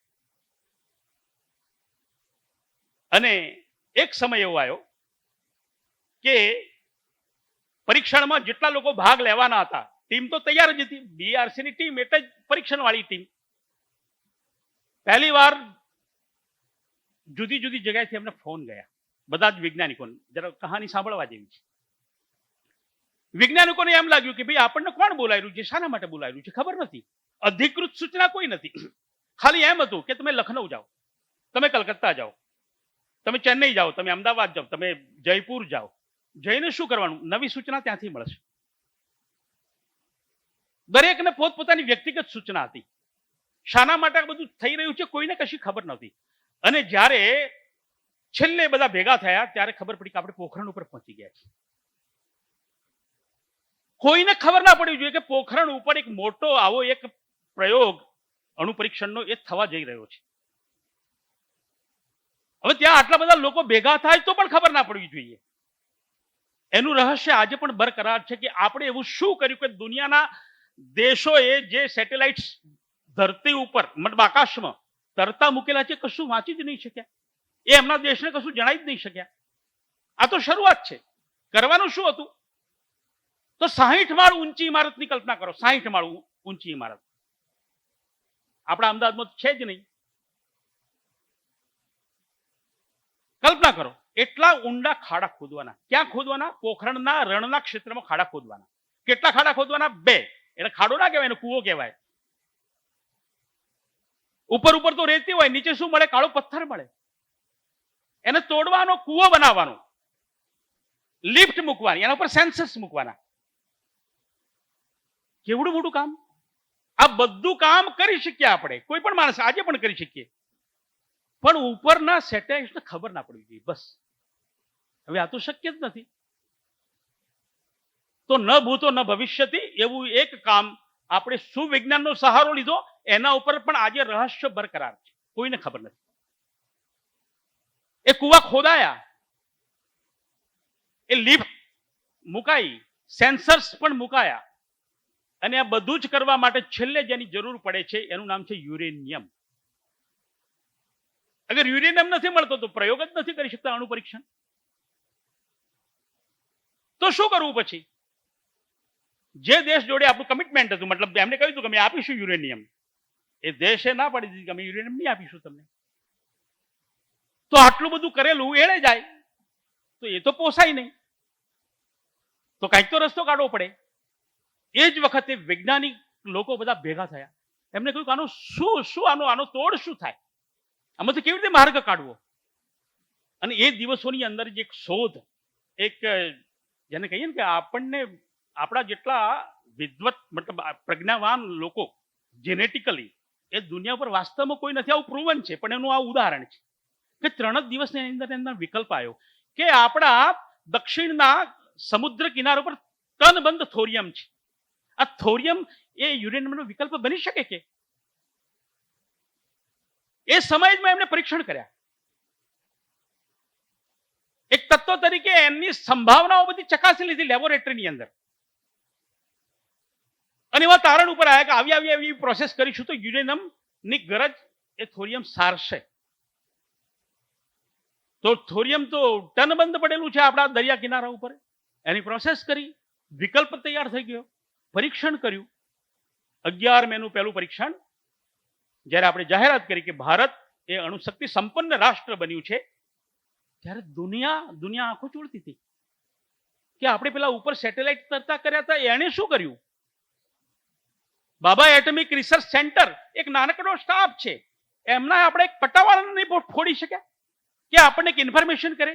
એમની મોટી મોટી એજન્સી કામ કરતી જ હોય છે આવી રીતે, ભારતના બધા ડેટા ભેગા કરવા, ભારતની આવી ગુપ્ત માહિતીઓ પહોંચાડવી. મોટું તંત્ર છે, કરોડો રૂપિયા એની પાછળ લગાવતા હોય છે. એણે શું કર્યું? તો એમને તો આંખો ચોળવા સિવાય કશું બચ્યું જ નહોતું. કેવી સ્થિતિ હતી? 52 ડિગ્રી તાપમાન, એક દિવસનો ટોપ. તમે કલ્પના કરો, એક દિવસ એવો હતો પ્રયોગ કરતા હતા ત્યારે 52 ડિગ્રી તાપમાન. જે લોકો પોતાની એસી ચેમ્બરમાંથી ક્યારેય બહાર નથી નીકળ્યા એવા લોકો ધરતી ઉપર રણની વચ્ચે હતા. આપણા વૈજ્ઞાનિકોની વાત છે. અનેક દિવસ આવી રીતે ગાળ્યા. એવું વર્ણન છે કે નાનકડી હવાની એક લહેરખી આવી જાય અને એના કારણે થોડા રેતીના કણો પોતાના શરીર ઉપર સ્પર્શ થઈ જાય તો ચકામાં ઉઠી જાય. 52 ડિગ્રી જ્યારે તાપમાન હોય ત્યારે રેતીનું તાપમાન કેટલા અનેક ગણું થઈ જાય. અને એવો કણ શરીર ઉપર પડે તો શરીરની હાલત શું થાય? અને કોના ઉપર? જે લોકો ક્યારે રણ જોયું જ નથી, જે લોકો પોતાની એસી ચેમ્બરમાંથી બહાર નીકળ્યા જ નથી, એવા લોકોની વાત છે. કર્યું, આ કામ થયું. ફેલ જતો તો શું થતું? તો સંપૂર્ણ ઉત્તર ભારત એ નાગાસાકી હિરોશીમામાં પરિવર્તિત થઈ જતું. બહુ મોટું રિસ્ક છે. કર્યું. શાના આધાર ઉપર કર્યું? પોતાની જ્ઞાન શક્તિના આધાર ઉપર કર્યું, પોતાની પ્રજ્ઞાના આધાર ઉપર કર્યું. પોતાના જ્ઞાન ઉપર આટલો બધો ભરોસો. એ દિવસે જ્યારે હેડલાઇન્સ ચાલતી હતી કે વોટ એ ફેનેટિક પીપલ્સ, કેવા પાગલ લોકો છે, એમ કે આવું પરીક્ષણ કર્યું એમને. જ્યારે સાંજે દુનિયાના લોકોને ખબર પડી, દુનિયાએ શું કર્યું? તો દુનિયા ફ્રસ્ટ્રેટ થતી. એમણે કહ્યું કે અમે ભારત સાથેના બધા જ આર્થિક સંબંધો ઉપર પૂર્ણ વિરામ મૂકી દઈએ છીએ. જેમ આજે સાંભળી રહ્યા છે, ટેરિફ વધી રહ્યો છે, વધી રહ્યો છે, શું કરશું? એ વખતે તો બિલકુલ ના જ પાડી દીધી, અમે કોઈ વેપાર ધંધો જ નહીં કરીશું તમારી જોડે. બધા જ એ વખતે અમેરિકન પ્રેસિડેન્ટ તો પોતાની ભૂમિ ઉપર નહોતા, વિદેશ હતા. આપણે જેને કહીએ ને કંઈક પ્રસંગ લઈને બેઠા હોય, ફોનાફોની કરીને પ્રસંગ પાર પાડીએ, એવી ફોનાફોની એમને કહી પશ્ચિમના લોકો સાથે કે આપણે ભારતને કાંઈક ને કાંઈક રીતે કંટ્રોલ કરવું પડશે. ભારત આગળ વધી ગયું છે, આપણને કયા વગર, આપણને તો ખબર જ નથી, અંધારા રાખીને વધી ગયું છે, કેમ ચાલે? અને ત્યારે પ્રેસ કોન્ફરન્સની અંદર એ વખતના વડાપ્રધાન શ્રીએ સૌની સામે ઉન્નત મસ્તકે ભારતનો જય જયકાર કરતો, ભારત તૈયાર છે ગમે તે માટે, દુનિયાના લોકો જે નક્કી કરવું એ કરીને બેસી જાય ભલે, અમે આનાથી કંઈ ડરવાના નથી, પાછા પડવાના નથી. અને એમણે જાહેરાત કરી, અમારું પહેલું પરીક્ષણ, શેડ્યુલ પરીક્ષણ 11 મેનું હતું, એ અમે સંતોષકારક રીતે પૂર્ણ પરિણામો સાથે પ્રાપ્ત કર્યું છે. અને અમારા બીજા ફેઝનું પરીક્ષણ 13 મે છે અને અમે કરવા જઈ રહ્યા છીએ. આ ભારત છે. આ ભારત આપણા બાળકોને ભણાવીએ છીએ આપણે. આ ભારત આપણા યુવાનોને ખબર છે. આ ભારત આપણી નવી પેઢીને કેમ ખબર પડે એની ચિંતામાં છીએ આપણે. આ કામ સંઘનું છે. તો દેશ માટે એક ગર્વ અનુભવાય, એક આનંદ થાય, એવા પ્રકારના કેટલા કામો છે. તો દેશના લોકોએ તો આ જ કર્યું છે, ભારતને નંબર 1 ઉપર રાખવાનું જ કામ કર્યું છે. આપણને ખબર નથી કે આપણે નંબર 1 ઉપર છીએ કે નહીં, બસ આપણે ભૂલી ગયા છીએ. કેવી રીતે ભૂલી ગયા છીએ? જેમ પેલું સિંહનું બચ્ચું ઘેટું બનીને ભૂલી ગયું હતું, એવી રીતે. આ જાગૃત કરાવવાની આવશ્યકતા છે. બસ આ સ્વાભિમાન જગાડવાની આવશ્યકતા છે. જ્યારે ચંદ્રયાન ની સફળતા આપણને પ્રાપ્ત થઈ, એની સાથે સંકળાયેલા ડોક્ટર સોમનાથ, એમણે એક વાત બહુ મજાની કરી છે, આપણને કાયમ માટે વિચારતા કરી મૂકે એવી વાત કરી. એમને કહ્યું કે કદાચ અમારા વૈજ્ઞાનિકો એ સંસ્કૃત જાણતા હોત તો ચંદ્રયાનને આટલો બધો સમય ના લાગી ગયો હોત. દસકાઓ પહેલા અમે ચંદ્રયાન પૂરું કરી દીધું હોત. કેમ? તો સંસ્કૃત જોડે એટલું બધું જ્ઞાન છે. એ જ્ઞાન આપણને ખબર જ પડતી નથી, કારણ કે આપણને સંસ્કૃત ખબર પડતી નથી. આપણી ભાષા છે, આપણી ભાષાનું કંઈ આપણને ગૌરવ છે કે? તો ગૌરવ પ્રાપ્ત થશે તો આપણે આગળ વધીશું. એક સંપૂર્ણ નાનકડું વાક્ય અગર તમને કહું કે રામે ભરતને કહ્યું. કોણ કહે છે? રામ. કોને કહે છે? ભરતને. તમે અંગ્રેજીમાં એને ગોઠવો, રામ ટોલ્ડ ભરત અથવા રામ સેઝ ટુ ભરત. હવે સંસ્કૃત વાળું વાક્ય છે, એના ત્રણેય શબ્દોને તમારી ઈચ્છા પડે એવા ક્રમમાં ગોઠવી દો. રામે કહ્યું ભરતને, ભરતને કહ્યું રામે ભરતને, ગમે તેમ ગોઠવી દો, કોઈ પણ ક્રમમાં મૂકી દો તમે. અર્થમાં ફેર પડશે? બિલકુલ નહીં ફેર પડશે. ત્રણ શબ્દોના અંગ્રેજી વાક્યમાં શું ફેર પડશે? રામ બોલતા હતા એની જગ્યાએ ભરત બોલવા લાગી જશે. આવી મોટી ગડબડ. એ ત્રણ અક્ષરના ત્રણ શબ્દોના વાક્યમાં જે ભાષા લડખડી જાય છે એ ભાષાના આપણે ગુલામ થવા જઈ રહ્યા છીએ. કોના ભોગે? સંસ્કૃતના ભોગે. તો ભારતની આ ભવ્યતા, એની ભાષાની ભવ્યતા આપણને ખબર છે. એના જે ફોન્ટ બનેલા છે ને એનું પણ અગર ક્રેક કરીએ તો આપણને ખબર પડે કે આનો ઉચ્ચાર કેવી રીતે કરવાનો. એટલી ફોનેટિક લેંગ્વેજ કહેવાય છે સંસ્કૃતને. આ બધું હું નથી કહેતો, વિદ્વાનો લોકો કહે છે. તો આપણું છે ક્રમાંક 1 નું છે, દુનિયા વિચાર ના કરી શકે એવા પ્રકારનું છે, પણ આપણને એનું કઈ ભાન છે? નથી ભાન. તો આ ભાન કરાવવાનું કામ છે એ દેશને ઊભા કરવાનું કામ છે, બેઠો કરવાનું કામ છે, આત્મવિશ્વાસ ઊભા કરવાનું કામ છે. તો પ્રેમ જરૂરી છે, પ્રોત્સાહન જરૂર છે, આત્મવિશ્વાસ પણ જરૂરી છે. સત્યના આધાર ઉપર આત્મવિશ્વાસ પ્રગટ થતો હોય છે. નાની નાની વાતોમાં આપણે ક્યાં છીએ આપણે જોતા નથી કે હુ વી આર, આપણે કોણ, કેવા સંતાનો છીએ, આપણી સંસ્કૃતિ, એની તાકાત શું છે. ભગવાન સૂર્યનારાયણને આપણે સવારે લોટો જળ ચડાવીએ, આ બાજુ એમનો મંત્ર પૂરો થાય છે, આપણું પાણી પૂરું થઈ જવું જોઈએ એટલી આપણને ખબર પડે બસ. પણ એ શું કહેવા માંગે છે, ક્યારે ડોક્યુ કર્યું છે, એની તાકાત શું છે. યોજના નામ સહસ્ત્રે દ્વે સતે દ્વે ચ યોજને એકેન નિમિષાર્ધેણ ક્રમમાણે નમસ્તુતે. આ સિમ્પલ શ્લોક છે જે આપણે સૂર્યનારાયણને ભગવાન અર્ધ ચડાવીએ ત્યારે કહીએ છીએ. એમાં શું કહે છે? 2202 યોજન અડધા નિમિષમાં જેના કિરણો મારા સુધી આવે છે એવા હે સૂર્યનારાયણ હું તમને પગે લાગુ છું. શું છે એની અંદર? શું પડેલું છે? પ્રકાશની ગતિ 3 લાખ કિલોમીટર પર સેકન્ડ. યોજનને કિલોમીટરમાં કન્વર્ટ કરો, નિમિષને સેકન્ડમાં કન્વર્ટ કરો એટલે 3 લાખની આસપાસનો તો આંકડો મળી જશે તમને. તો ભારતના પરંપરાની અંદર વિજ્ઞાન છે. સૂર્યનારાયણને અર્ધ ચડાવતા ચડાવતા આપણું ઇક્વેશન પાક્કું થઈ જાય કે પ્રકાશની ગતિ શું છે. પણ આપણને ખબર છે આવડો મોટો વારસો ભવ્ય દિવ્ય. આ સોમનાથનું એમનેમ સ્ટેટમેન્ટ નથી કે મેં વર્ષો પહેલા ચંદ્રયાન અગર સફળ કર્યું હોત. આ આધાર ઉપર છે. ભારતના વાગ્મયની જોડે માત્ર સાહિત્ય નથી, વિજ્ઞાન ભરેલું છે. આપણને ખબર છે. આપણે એને આગળ વધારી શકીએ. આ આહવાન છે, આ ચેલેન્જ છે, આ પડકાર આપણી સૌની સામે છે કે જે લોકોને એમ ખબર છે કે આપણે કશું નથી, એમને આટલું જ કહેવાનું છે કે આપણા સિવાય કશું છે નહીં. હું હમણાં એક કાર્યક્રમ નિમિત્તે આપણા કાર્યકર્તાના ઘરે ગયો. એમનો નાનો દીકરો મોબાઈલ ઉપર બેઠો હતો. મેં કીધું શું કરે છે? મને કે ગેમ રમું છું. મેં કીધું તને જરા ગૂગલને પૂછતા આવડે છે? મને કે હા આવડે છે. તો મેં કીધું ગૂગલને પૂછ. બસ આજ મેં વાત કરી કે દુનિયાનો સૌથી મોટામાં મોટો પ્રયોગ કયો? તો એને સરસ શોધી દીધું.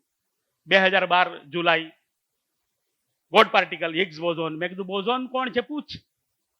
તરત જ નીકળી સત્યેન્દ્રનાથ બોઝ. ક્યારે જન્મ્યા, ક્યારે એમના અવસાન થયું પૂછ. તો પૂછી લીધું એને. તો કે તો બહુ વર્ષો પહેલા વિદાય લીધી. તો પણ એમનું નામ પાડવું પડ્યું કે હા એ નામ પાડવું પડ્યું કારણ કે કેટલા મહાન છે. આ ડોંગલ જે આપણે વાપરીએ છીએ યુએસબી પોર્ટ, એ કોને સુધી? મેં કીધું પૂછ જરા ગૂગલને. તરત જ એને પૂછ્યું. એને કહ્યું અજય ભટ્ટ.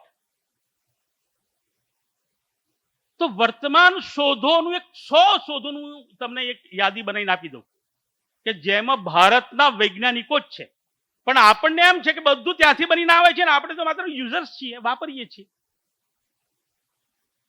પહેલો હોટમેલ ભારતના નામે દર્જ છે. લાઈવ ટેલિકાસ્ટ ભારતના નામે દર્જ છે. પ્રોસ્થેટિક ડિવાઇસમાં ભારતનું નામ અવ્વલ નંબરે છે. પેન્ટિયમ ચિપ્સ જે મોબાઈલને આપણા લેપટોપ માટે અનિવાર્ય છે, કોની સુધી? ભારત. વિનોદ ધામ નામ તમને મળશે. ચાઇના અને અમેરિકાના સુપર કોમ્પ્યુટર, એનું અલ્ગોરિધમ કોને તૈયાર કર્યું? નરેન્દ્ર કરમરકર નામ મળશે તમને. Who is father of fibre optics? તમે નખો અંદર ગૂગલને પૂછો, તમને નામ તરત મળશે. નરેન્દ્ર કપાણી.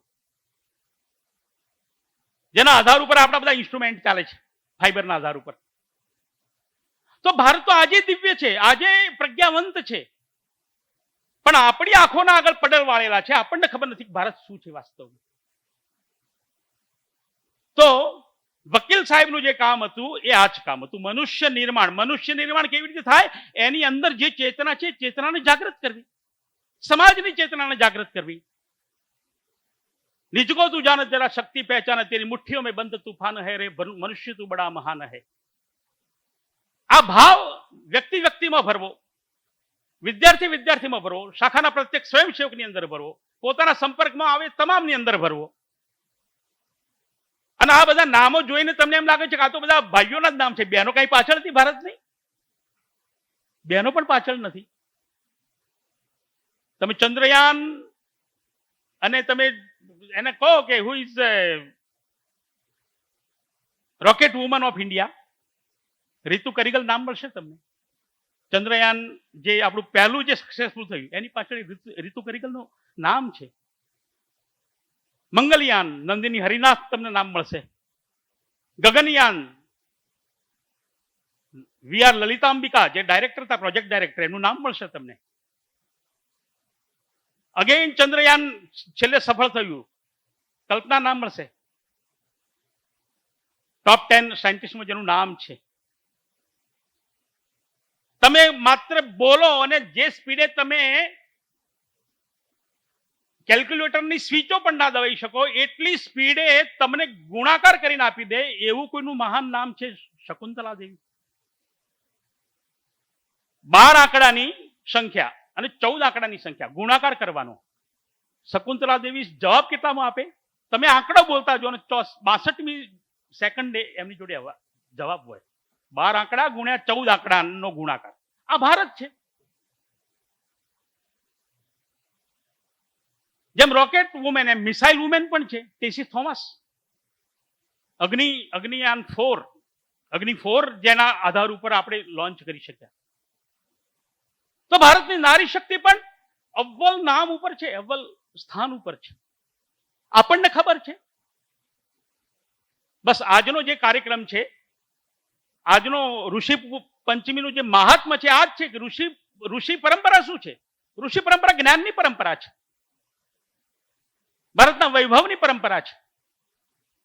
એ જ્ઞાન પરંપરાને આપણે આગળ વધારી શકીએ છીએ એ ઋષિ મુનિઓના જ્ઞાનની પરંપરાને.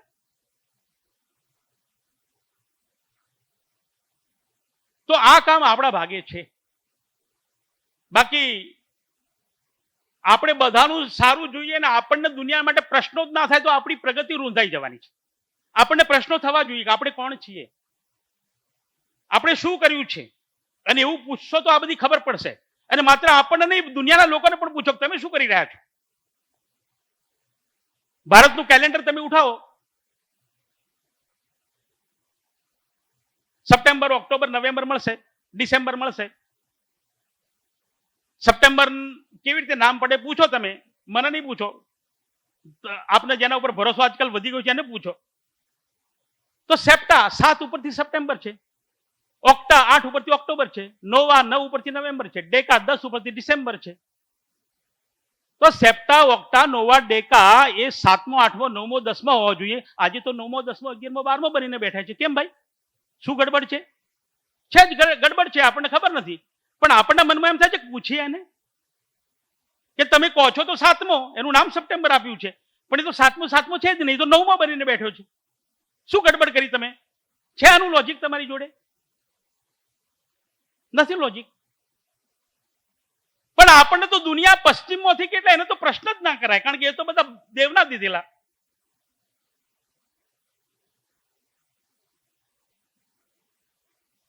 હજારો વર્ષ પહેલા આપણા લોકો ચંદ્રગ્રહણ, સૂર્યગ્રહણ પ્રિડિક્ટ કરતા હતા. એની ધાર્મિક વિધિ હતી કે પૂરું થઈ જાય પછી આપણા માટલામાંથી, પાણીનામાંથી દર્ભ બહાર કાઢી દેવાનો, પાણી આમ તેમ કરવાનું, બધી જાતની વિધિ હતી. એનો મતલબ શું થાય? મતલબ આપણને ખબર પડતી હતી, હજારો વર્ષ પહેલા ખબર પડતી હતી. ચંદ્રગ્રહણ, સૂર્યગ્રહણ પ્રિડિક્ટ કરવું હોય તો શું શું જોઈએ? ચંદ્રગ્રહણ પ્રિડિક્ટ કરવું છે ઉદાહરણ તરીકે, તો ચંદ્ર, સૂર્ય અને પૃથ્વી 3નો ડાયામીટર જોઈએ. સૌથી પહેલા વાત, ત્રણેયનું આપસની અંદર અંતર જોઈએ, ત્રણેયની ગ્રેવિટેશનલ ફોર્સ જોઈએ, ત્રણેયની ગતિ જોઈએ, ત્રણેયનું ઇન્ક્લિનેશન જોઈએ. શું ના જોઈએ? આટલું થાય ત્યારે તમે ચંદ્રગ્રહણ, સૂર્યગ્રહણ પ્રિડિક્ટ કરી શકો. આપણા લોકો કરતા હતા, જેના માટે નાસા કરોડો રૂપિયા ખર્ચે છે. આ ભારત છે, પણ એ જ્ઞાન ઉપર રાખ વળી ગઈ છે. આ બધી મહાનતા એટલા માટે ડૂબી ગઈ છે કે આપણને કોઈ જાણતા જ નથી. જેમ સોનાની લંકા ડૂબેલી મળી, એમ કે હા વાસ્તવમાં સોનાની લંકા છે.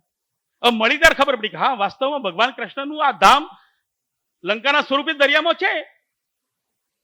બસ આ એવી જ વાત છે. આપણને ખબર છે કે આપણે કોણ છીએ. આપણને ઘેટાના ટોળામાં જોડાઈ દીધા છે, પણ આપણે ઘેટું નથી, વાસ્તવમાં સિંહ છીએ. આ વાત એ ઋષિ મુનિઓએ કહી, સંપૂર્ણ મનુષ્ય જાત માટે કહી.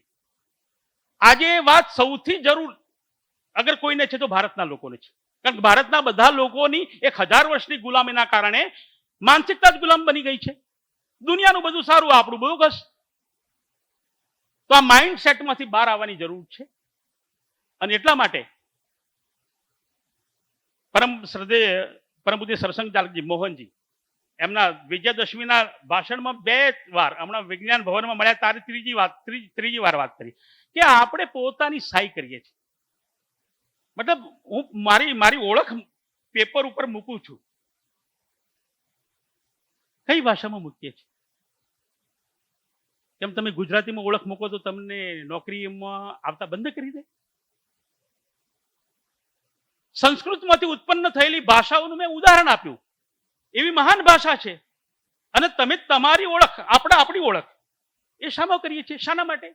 કોઈ કારણ છે? કોઈ બંધારણમાં કાયદો છે કે સહી કરવાની એટલે ઇંગ્લિશમાં જ કરવાની? એટલે જેટલી વાર સહી કરો ત્યારે તમારા મનમાં ટકોરો થાય કે હા હું ગુલામ છું, હું કોઈ ભાષાનો ગુલામ છું. સહી કરો લાશ થાય. છુપા મગજની અંદર આ બધું થાય. પ્રોસેસ થાય તો થાય, કારણ કે સત્ય આ છે કે જે તમે કરો છો એ તમારા મગજની અંદર પરિવર્તિત થાય છે. એટલી વાત જેટલું સર્કલ ઘૂમે છે કે તમે પછી વાસ્તવમાં ગુલામ થઈ જાઓ છો. તો આ પ્રક્રિયામાંથી બચાવવાનું કામ એ આપણા સૌનું છે. ઋષિ પંચમી આવો એક સંકલ્પ જાગે કે ઋષિતુલ્ય પરમ શ્રદ્ધેય વકીલ સાહેબે પોતાના જીવનમાં જે કંઈ પદાર્પણ કરીને આપણને એક સંઘ આપ્યો છે, એક આવી સંસ્થા આપી છે, આપણે એમાંથી આગળ વધીએ. પાછળ જવાની તો વાત જ નથી. અહીં સુધી આવ્યા છીએ. કેટલા આગળ વધવું છે તો એ પોતપોતાની રીતે પોતે નક્કી કરીએ કે અહીં નથી રહેવું. મારું સ્વ જાગૃત કરવું છે. મારે મેં જે ખોઈ બેઠેલું છું એ સ્વ જાગૃત કરવું છે. મારી ભાષા, મારી ભૂષા, મારું ભવન, મારું ભજન, મારું ભ્રમણ, આ બધામાં સ્વ દેખાવું જોઈએ કે? તો આ ચિંતન ઋષિ મુનિઓ તો સારા લાગે, એમના કપડામાં જટા બધા વધારી લીધી, પણ એમના માર્ગ ઉપર આપણે થોડું આગળ વધી શકીએ કે? સંયમ, સાદગી, શોષણ મુક્ત થવા માટેની આવશ્યકતાઓ છે. તો મને લાગે છે એક નિજકો તું જાન, પોતાને ઓળખવાની આવશ્યકતા છે. ઋષિ પંચમી આનાથી વધારે સારું મુહૂર્ત આપણી જોડે હોય ના શકે. સંપૂર્ણ જીવન માટે એક આપણા મનની અંદર સંકલ્પ જાગે કે આ ઋષિ મુનિ, આ ઋષિ પંચમીએ જ્યારે આપણે નજરની સામે એક ઋષિ તુલ્ય વકીલ સાહેબ મોજૂદ છે ત્યારે આપણે ભરોસા સાથે આગળ વધીએ અને એક નવું ભારત, વાસ્તવમાં પુરાતન ભારત છે, એને ઓળખવાનો પ્રયત્ન કરીએ અને જાણવાનો પ્રયત્ન કરીએ, એની સાથે તાલ મિલાવવાનો પ્રયત્ન કરીશું. તો આગામી દિવસોમાં ભારત એ અલગ ભારત હશે અને દુનિયા પણ અલગ હશે. ભારતના માર્ગ ઉપર ચાલવા માટે તૈયાર થયેલી દુનિયા એ આપણી નજરની સામે જોઈ શકીશું. એટલી વાત કહી વિરમું છું. ભારત માતા કી જય. વંદે માતરમ.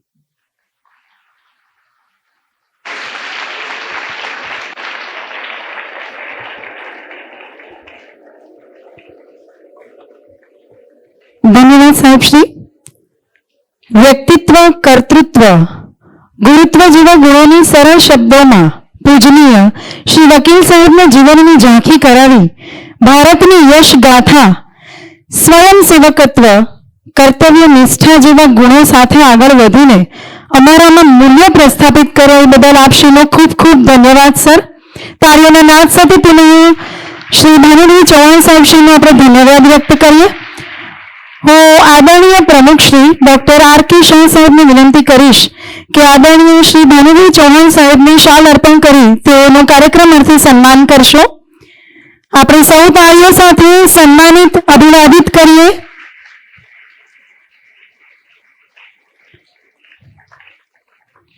હું પુનઃ આદરણીય પ્રમુખ શ્રી તેમજ આદરણીય ઉપપ્રમુખ શ્રી અને મંચસ્થ મહાનુભાવોને વિનંતી કરીશ કે સ્મૃતિ ચિહ્ન અર્પણ કરી આદરણીય મુખ્ય અતિથિ શ્રી ભાનુભાઈ ચૌહાણ સાહેબને અભિવાદિત કરશો, સન્માનિત કરશો.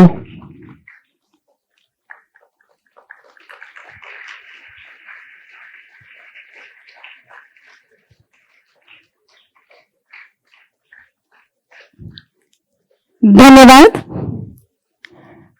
एकता, स्वतंत्रता, समानता रहे, देश में चरित्र की महानता रहे, महानता रहे.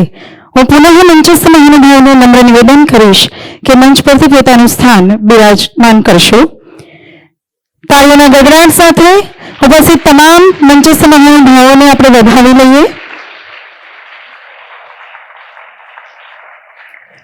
कंठ है करोड़ों, गीत एक राष्ट्र का, रंग है अनेक, चित्र एक राष्ट्र का, रूप है अनेक, भाव एक राष्ट्र का, शब्द है अनेक, अर्थ एक राष्ट्र का. चेतना, समग्रता, समानता रहे, देश में चरित्र की महानता रहे, चरित्र की महानता रहे.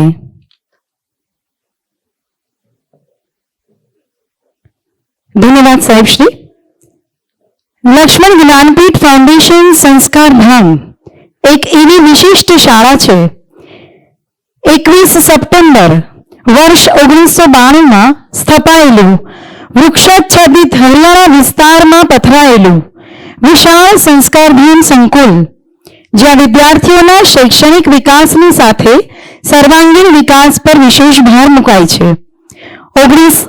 119 એકરમાં ફેલાયેલ સંસ્કાર ધામે રાષ્ટ્ર નિર્માણ તરફ આગળ વધી 33 વર્ષના સફળતાના સોપાન સર કર્યા છે. GMIS, Anand school of excellence, Lakshman Gyanpeeth, Anant national university, Vijay Bharat foundation, bright Bal Gokulam foundation, drone academy, skill academy એક સાથે વિકાસની યાત્રામાં આગળ વધી રહ્યા છે. આપ સર્વને જણાવતા અત્યંત ગૌરવ થાય છે. 5872 કુલ નોંધાયેલ વિદ્યાર્થીઓ, 500 થી વધુ શિક્ષકો, અધ્યાપકો તેમજ કોચીસ, 10,000 થી વધુ એલ્યુમનાઈ ભૂતપૂર્વ વિદ્યાર્થીઓ, 1201 સ્પોર્ટ્સ મેડલ સંસ્કાર ધામના વિદ્યાર્થીઓએ પોતાના નામે કરેલ છે. તાળીઓના નાદ સાથે સૌને વધાવીએ. ઉપરાંત 100 રિસર્ચ પેપર પબ્લિશ થયા છે. 1200 થી વધુ વિદ્યાર્થીઓ માટે છાત્રાલયની સુવિધાથી સજ્જ 0% કાર્બન ફ્રી કેમ્પસ ધરાવે છે. નેશનલ એજ્યુકેશન પોલિસી 2020 અને નેશનલ કરિક્યુલમ ફ્રેમવર્ક 2023ના તમામ સૂચનોને ધ્યાનમાં રાખી લક્ષ્મણ જ્ઞાનપીઠ ફાઉન્ડેશનની ત્રણેય શૈક્ષણિક સંસ્થામાં સંપૂર્ણ બાળ કેન્દ્રીય શિક્ષણ અપાય છે. સંસ્કાર ધામની સેવા સુવાસ વિશે જણાવતા અત્યંત ગર્વ અનુભવાય છે. 18 ગામોમાં 100 વર્ષથી શિશુ મંદિર પ્રકલ્પ ચલાવાય છે.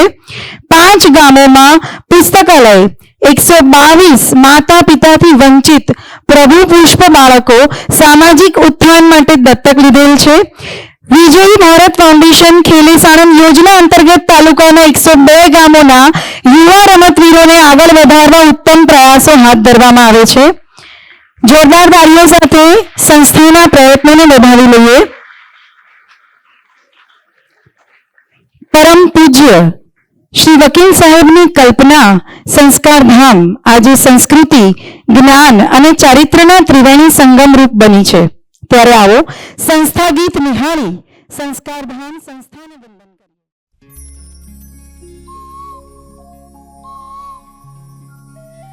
આજે ઉગ્યું નવલું પ્રભાત,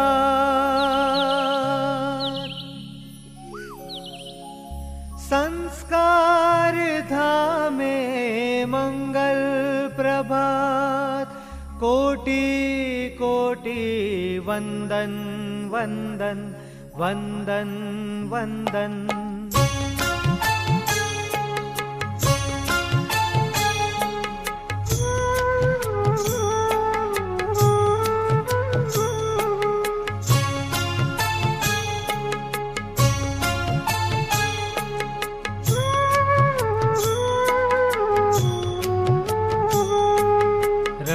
रड़ियामणिया धरती ऊपर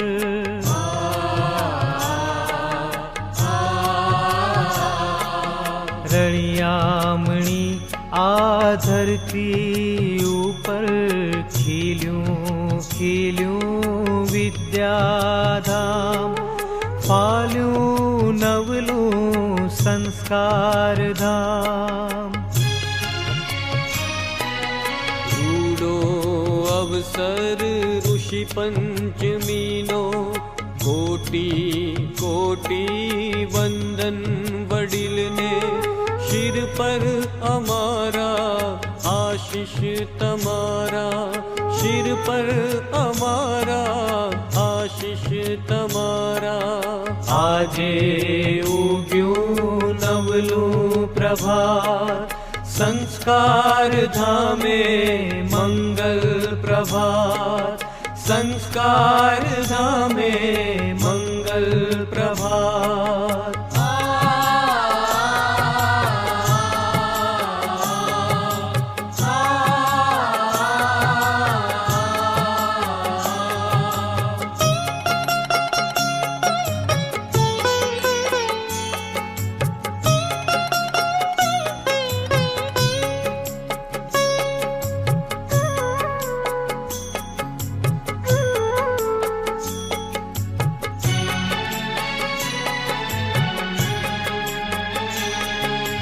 नभनो चंदरवो मस्तक ऊपर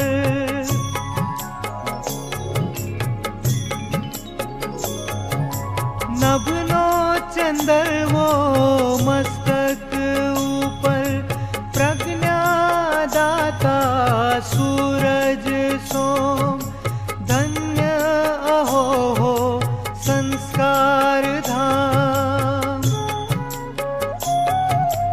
माता पिता बंधु भगिनी सरीखा गुरुजन पाम्या अमे सौ अनोखा मंजिल उजड़ी थाशे अमारी मंजिल उजड़ी थाशे अमारी आजे उग्यूं नवलूं प्रभात संस्कार धामे मंगल प्रभात संस्कार धामे मंगल प्रभात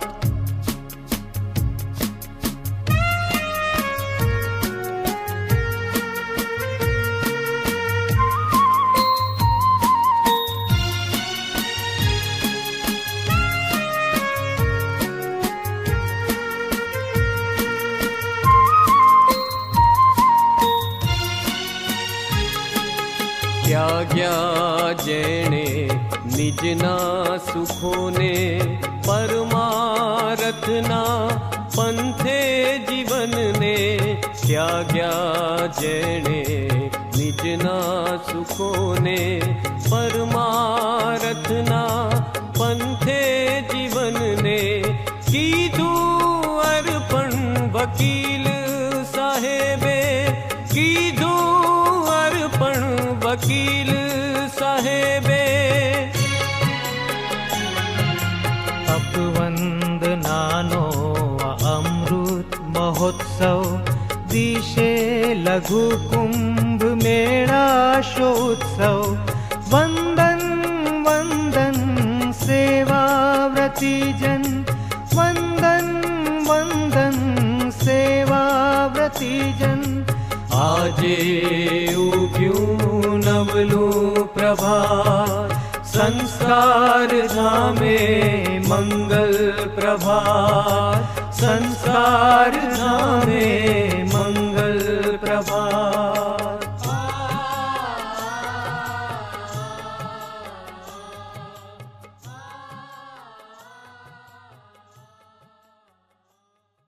આ ગીત માત્ર શબ્દો નથી પણ આપણા સૌના હૃદયનો ધબકાર અને આપણી સંસ્થાની આત્માનો અનોખો અવાજ છે જે આપણને સૌને શિસ્ત અને રાષ્ટ્રપ્રેમના માર્ગે આગળ ચાલવાની પ્રેરણા આપે છે.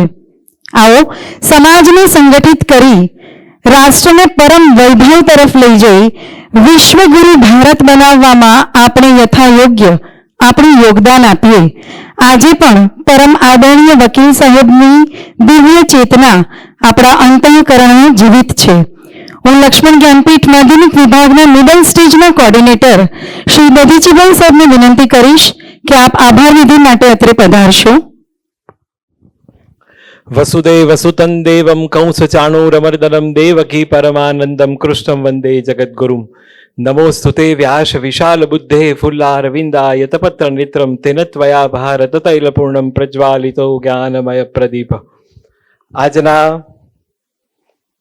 ત્રિવેણી સંગમમાં, ત્રિવેણી સંગમ એટલે આજનું પર્વ એટલે ઋષિ પંચમી, વિશ્વ વંદ્ય ભારત વર્ષની ભારતીય સંસ્કૃતિને જેમણે વિશ્વભરમાં ઉજાગર કરી છે તેવા આપણા તમામે તમામ શ્રદ્ધેય ઋષિઓને અંતઃકરણપૂર્વક પ્રણામ. બીજું એટલે કે આપણા સૌના માર્ગદર્શક પથદર્શક શ્રદ્ધેય વકીલ સાહેબની જન્મ જયંતિ. અને ત્રીજું એટલે આપણા ગરવી ગુજરાતને જેમણે વિશેષ ઉજાગર કર્યું તેવા રાષ્ટ્રીય શાયર ઝવેરચંદ મેઘાણીની પણ આજે જન્મ જયંતિ છે. આ ત્રિવેણી સંગમ પર ઉપસ્થિત આ ચિંતન સરિતાના 33મા સોપાનના વિશેષ અતિથિઓ પૈકી પરમ આદરણીય શ્રી ભાનુભાઈ ચૌહાણ સાહેબ, પરમ સન્માનનીય ડોક્ટર વિક્રમભાઈ પટેલ સાહેબ, સંસ્થાના સન્માનનીય અધ્યક્ષ આદરણીય ડોક્ટર આર.કે. શાહ સાહેબ, સન્માનનીય ઉપાધ્યક્ષ મુરબ્બી શ્રી મહેન્દ્રભાઈ ભટ્ટ સાહેબ, સન્માનનીય ટ્રસ્ટીશ્રીઓ અને ઉપસ્થિત આપ સૌ, આપણે જે નિમિત્તે મળ્યા છીએ પૂજનીય વકીલ સાહેબનું સ્મરણ થાય. જન્મ જયંતિના 108મા વર્ષે આપણે તેમને યાદ કરી રહ્યા છે. ગુજરાતીનો વિદ્યાર્થી છું એટલે એવું કાયમ થાય કે ગની દહીવાલાના શબ્દો યાદ કરવાનો ગમે. જિંદગીનો એ જ સાચો સાચ પડઘો છે ગની, હોય ના વ્યક્તિ અને એનું નામ પડઘાયા કરે. આજે વકીલ સાહેબ સદૈવ હયાત નથી, પણ એમની સ્મૃતિઓને આપણે કેટલા પ્રેમપૂર્વક વાગોળીએ છીએ. આ એમની કાર્યનિષ્ઠાનો એક નાનકડો પુરાવો કહી શકાય. હમણાં જ આપણે જોયું વકીલ સાહેબ કહેતા, નિષેધ કોઈનો નહીં, સર્વનો સ્વીકાર. કેટલી તકલીફ પડી હશે, અવગુણો નહીં દેખાયા હોય જેમ તમને ને મને દેખાય છે, પણ એમણે હડસેલી દરેકને પાસે લીધા. એમના જીવનમાં દ્રષ્ટિ કરીએ, જીવન વૃત્તાંતમાં દ્રષ્ટિ કરીએ તો એક વાત દેખાય, સર્વનો સ્વીકાર. એક પંક્તિ ટાંકવાનું મન થાય કે સારા માણસો શોધવા જઈશું તો થાકી જઈશું. આપણે બધા જ પોતપોતાના ક્ષેત્રમાં કામ કરીએ છીએ. વકીલ સાહેબના જીવનમાંથી એક નાનકડી અંજલિ લઈએ કે સારા માણસો શોધવા જઈશું તો થાકી જઈશું, પણ પ્રત્યેક નામાં રહેલું સારું જોઈશું તો ફાવી જઈશું. અને એ ફાવવા માટે તમે એનો પ્રયાસ કરીએ, આ આપણું શિક્ષણ છે. આદરણીય વકીલ સાહેબની ડોક્યુમેન્ટરી જોતા હતા ત્યારે એમાં એક શબ્દ ધ્યાને આવ્યા કે શબ્દોમાં તાકાત છે એ ખરું, પણ કૃતિમાં જે તાકાત છે એની તુલનામાં તો શબ્દો કાંઈ નથી. મને કહેતા આનંદ અને ગૌરવ એટલે થાય છે કે આજે આપણી સંસ્થામાં જે બંને મહાનુભાવો ઉપસ્થિત થયા છે એ બંને કર્મયોગના સાધકો છે. તમે એનું આપણે બધા માત્ર શબ્દદેહના સાધકો છીએ, માઇક લઈને બોલીએ, પણ એ બંને સાધકો જે પધાર્યા છે એ બંને સાધકો કર્મયોગીઓ છે. આ વાતને એટલે કહેવાનું મન થાય છે કે વિશેષ ઉપસ્થિત પરમ આદરણીય ડોક્ટર વિક્રમભાઈ પટેલ સાહેબ, જેમણે પોતાનું સમગ્ર જીવન મુનિ સેવાશ્રમમાં સમર્પિત કરી દીધું. આ સ્થાને પૂજનીય અનુબેન ઠક્કરનું પૂજ્ય સ્મરણ થાય છે, પુણ્ય સ્મરણ થાય છે કે આપણે ભારત દેશ અહલ્યાબાઈને યાદ કરીએ, જીજાબાઈને યાદ કરીએ, રાજમાતા સિંધિયાને યાદ કરીએ, એ બધાને યાદ કરીએ ત્યારે ગુજરાતનું નામ વૈશ્વિક સ્તરે સેવા ક્ષેત્રમાં જો કોઈ ઉજાગર કર્યું હોય તો એ આદરણીય અનુબેન ઠક્કરે કર્યું છે. અને એ પરંપરાને જેમણે ખૂબ પોતાનું સમગ્ર વ્યક્તિત્વ ઓગાળી દઈને મુનિ સેવાશ્રમની પરંપરાને જેમણે વિશ્વ સ્તરે ઉજાગર કરી છે તેવા આદરણીય શ્રી વિક્રમભાઈ પટેલ પોતાની અતિ વ્યસ્તતામાંથી આપણી વચ્ચે પધાર્યા. તમે કોઈ સંસ્થાની એવી મુલાકાત લો ને તો કોર્પોરેટ ઓફિસ હોય, બે પટાવાળા બેઠા હોય, વેલ મારે, તમને પૂછે શું કામ છે, કશું જ ન કરતા હોય, છતાં એમ કે થોડીક વાર બેસો સાહેબ કામમાં છે, અને પછી તમને બોલાવે. પણ ત્યાં તદ્દન જુદું છે. તમે જાઓ તો સંસ્થાના અધ્યક્ષ કોણ છે તમે ઓળખી ન શકો, કારણ કે વિક્રમભાઈ રસોડામાં હોય, ક્યારેક ગયા હોય તો નાના બાળકો સાથે વાર્તાલાપ કરતા હોય, કોઈ વખત જાઓ તો વાનપ્રસ્થ મંદિરમાં વડીલો સાથે સંવાદ કરતા તમને નજરે ચડે. એટલે અમે બહુ ગૌરવાન્વિત થયા છીએ કે આજે આપ અમારી વચ્ચે પધાર્યા અને અમારા સૌ સંસ્થાના વિદ્યાર્થીઓને માર્ગદર્શિત કર્યા. આપનો અંતઃકરણપૂર્વક આભાર માનું છું. વિશેષ બીજા આપણા આમ તો અતિથિ, મુખ્ય અતિથિ, જેમણે આખું જીવન રાષ્ટ્ર સેવામાં સમર્પિત કર્યું છે. સાધના સાપ્તાહિક એટલે શું કામ કરે છે કે સાધનાના શબ્દ કિરણો ગામે ગામ ખૂણે ખૂણે પહોંચે, જે માટે તેઓ સેવારત છે તેવા આદરણીય શ્રી ભાનુભાઈ ચૌહાણ. ભાનુનો અર્થ થાય સૂર્ય. એટલે સૂર્ય શું કરે છે? સૂર્ય પોતે બળે છે ને બીજાને પ્રકાશિત કરે છે. સૂર્ય પાસેથી સાતત્ય શીખવા મળે છે, શિક્ષણ મળે છે. એમ આ ભાનુભાઈ પણ એમણે પોતાનું સમગ્ર જીવન રાષ્ટ્ર સેવાને સમર્પિત કરી દીધું. અને જેમ સૂર્ય સમાજ જીવનને ઉજાળે છે, આપણને બધાને ઉજાગર કરે છે, એમ આ ભાનુભાઈ અને તેમની આખી ટીમ આપણા મનના રહેલા અંધકારને દૂર કરવાનો પ્રયાસ કરે છે. પ્રતિ સપ્તાહ દરમિયાન જે સાધનાનું માસિક પત્રિકા આપણને બધાને મળે છે, એનું તમે માવજતપૂર્વકનું સંપાદન જોશો. એક એક અંક તમને સાચવી રાખવાનું મન થાય એવું સંપાદન તેમના માર્ગદર્શનમાં થઈ રહ્યું છે. આદરણીય ભાનુભાઈ પણ તેમની અતિ વ્યસ્તતાની વચ્ચે આપણી વચ્ચે પધાર્યા. સંસ્થા પરિવાર વતી આપનો પણ અંતઃકરણપૂર્વક આભાર વ્યક્ત કરું છું. વિશેષ આજે આ 33મા સોપાને આપણને સૌને માર્ગદર્શિત કરવા માટે જેમણે પોતાની પ્રેરક ઉપસ્થિતિથી આપણને સૌને દીપાવ્યા છે તેવા સંસ્થા પરિવારના સન્માનનીય પ્રમુખ શ્રી આદરણીય ડોક્ટર આર કે શાહ સાહેબ, સન્માનનીય ઉપપ્રમુખ શ્રી આદરણીય શ્રી મહેન્દ્રભાઈ ભટ્ટ સાહેબ, સન્માનનીય ટ્રસ્ટીશ્રીઓ પરમ આદરણીય શ્રી અમૃતભાઈ પટેલ સાહેબ, મુરબ્બી શ્રી ઈશ્વરભાઈ ભાવસાર સાહેબ, આદરણીય શ્રી દિલીપભાઈ ઠાકર સાહેબ, લક્ષ્મણ જ્ઞાનપીઠ ફાઉન્ડેશનના કર્મઠ ડાયરેક્ટર આદરણીય શ્રી વિવેકભાઈ પટેલ સાહેબ, લક્ષ્મણ જ્ઞાનપીઠ ફાઉન્ડેશનની ત્રણેય શૈક્ષણિક સંસ્થાઓને જેમણે એક સૂત્રતાના તાંતણે બાંધી ભારતીય સંસ્કૃતિ આપણા તમામ વિદ્યાર્થીઓમાં ઉજાગર થાય, જે માટે તેઓ સતત અવિરત સેવારત છે તેવા સંસ્થાના યશસ્વી એકેડેમિક ડાયરેક્ટર આદરણીય શ્રી મનીષભાઈ ઝાલા સાહેબ, ત્રણેય શાળાના સન્માનીય પ્રધાનાચાર્યશ્રીઓ, ઉપપ્રધાનાચાર્યશ્રી, કેમ્પસ ઇન્ચાર્જ આદરણીય શ્રી કાકોટીજી, સંસ્કારધામ સેવા પ્રકરણના સૂત્રધાર મુરબ્બી શ્રી ઘનશ્યામભાઈ પટેલ, અનંત નેશનલ યુનિવર્સિટીના હોદ્દેદારો, પિરામલ ફાઉન્ડેશન, બ્રાઇટ બાલ ગોકુલમની team, drone academy, skill academy, TCS team, Vijayi Bharat ફાઉન્ડેશનના સૌ હોદ્દેદારો, લક્ષ્મણ જ્ઞાનપીઠ ફાઉન્ડેશનના ફાઇનાન્સ વિભાગના હોદ્દેદારો, અન્ય અભિભાવકો, વિશેષ જાપાની ભાષાનું માર્ગદર્શન કરતા આદરણીય સીઝુ મેડમ આપણી વચ્ચે ઉપસ્થિત છે, તેમનો પણ આ તબક્કે આભાર વ્યક્ત કરવાનું મન થાય. મુરબ્બી શ્રી ભાનુભાઈએ ભાષાની વાત કરી કે ભાષાને વધારે મહત્વ ભારતીય સંસ્કૃતિમાં આપવામાં આવે છે. અમારા બધા જ વિદ્યાર્થીઓ પ્રત્યેક ભાષાનું તલસ્પર્શી અભ્યાસ કરી તેને ઉજાગર કરવાનો પ્રયાસ કરે છે. અને મને કહેતા આનંદ એટલે થાય છે કે આપણે બધા જ એ ભાષાના વાહકો છીએ કે જે સ્વાદમાં ખારા લાગતો પદાર્થને પણ મીઠું કહે છે. એટલે એ ભાષાને વિદ્યાર્થીઓ ઉજાગર કરે છે. વિશેષ રૂપે ઉપસ્થિત એડમિન વિભાગના હોદ્દેદારો, વિશેષ ઉપસ્થિત મહાનુભાવો સર્વશ્રી દિલુભા વાઘેલા, મુરબ્બી શ્રી વનરાજસિંહજી વાઘેલા, ડોક્ટર સુરેશભાઈ પટેલ, આદરણીય શ્રી માનવિકભાઈ પંડ્યા, લક્ષ્મણ જ્ઞાનપીઠ ફાઉન્ડેશન સંચાલિત ત્રણેય શાળાના NEP કોઓર્ડિનેટરશ્રીઓ, સન્માનનીય શિક્ષકો, વાલા વિદ્યાર્થીઓ, મીડિયાની ટીમ અને સમગ્ર કાર્યક્રમને ઉજાગર કરવા માટે જેમણે અથાગ પ્રયત્ન કર્યો છે તેવા સેવક મિત્રોનો લક્ષ્મણ જ્ઞાનપીઠ ફાઉન્ડેશન પરિવાર વતી નતમસ્તકે અંતઃકરણપૂર્વક આભાર વ્યક્ત કરું છું. નામી અનામી જે મિત્રોનો સહકાર મળ્યો છે એ આજનું પર્વ તમારા થકી ઉજાગર થયું છે અને ભવિષ્યમાં પણ આપણે આવા પર્વ ઉજવતા રહીશું તેવી આશા અને ભાવના વ્યક્ત કરી મારી વાતને વિરમું છું. અંતમાં કવિ મકરંદ દવેના શબ્દો યાદ આવે છે કે અમે તો જઈશું અહીંથી પણ આ અમે ઉડાડ્યો ગુલાલ રહેશે. આદરણીય વકીલ સાહેબ માટે કહેવાનું મન થાય કે અમે તો જઈશું અહીંથી પણ આ અમે ઉડાડ્યો ગુલાલ રહેશે. ખબર નથી શું કરી ગયા જીવનમાં, જે કરી ગયા તે કમાલ રહેશે. વકીલ સાહેબ આપે જે પ્રદાન કર્યું છે, જે કામ કર્યું છે એ કમાલ હતું, કમાલ છે અને કમાલ રહેશે. અમારા સૌ માટે દીવાદાનીરૂપ આપનું જીવન છે. આજે આપના 108મા જન્મ જયંતિના પર્વે સંસ્થા પરિવાર આપને નતમસ્તકે વંદન કરે છે. ધન્યવાદ. જય જય ગરવી ગુજરાત.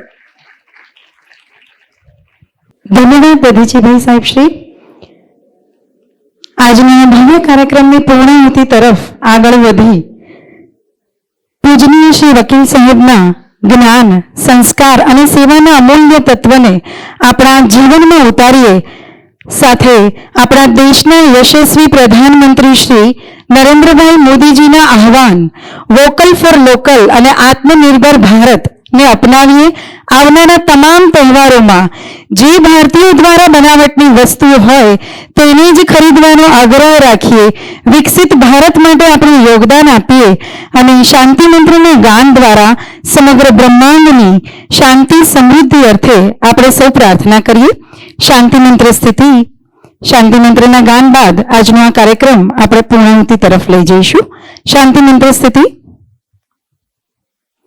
સર્વે ભવन्तु સુખિનઃ સર્વે સन्तु નિરામયા સર્વે ભદ્રાણિ પશ્યन्तु મા કશ્ચિत् દુઃખભાગ્ ભવેत्. ઓમ શાંતિ શાંતિ શાંતિ. સર્વજન હિતાય સર્વજન સુખાય. રાષ્ટ્રાય નમઃ. ભારત માતા કી જય. જય હિન્દ, જય ભારત.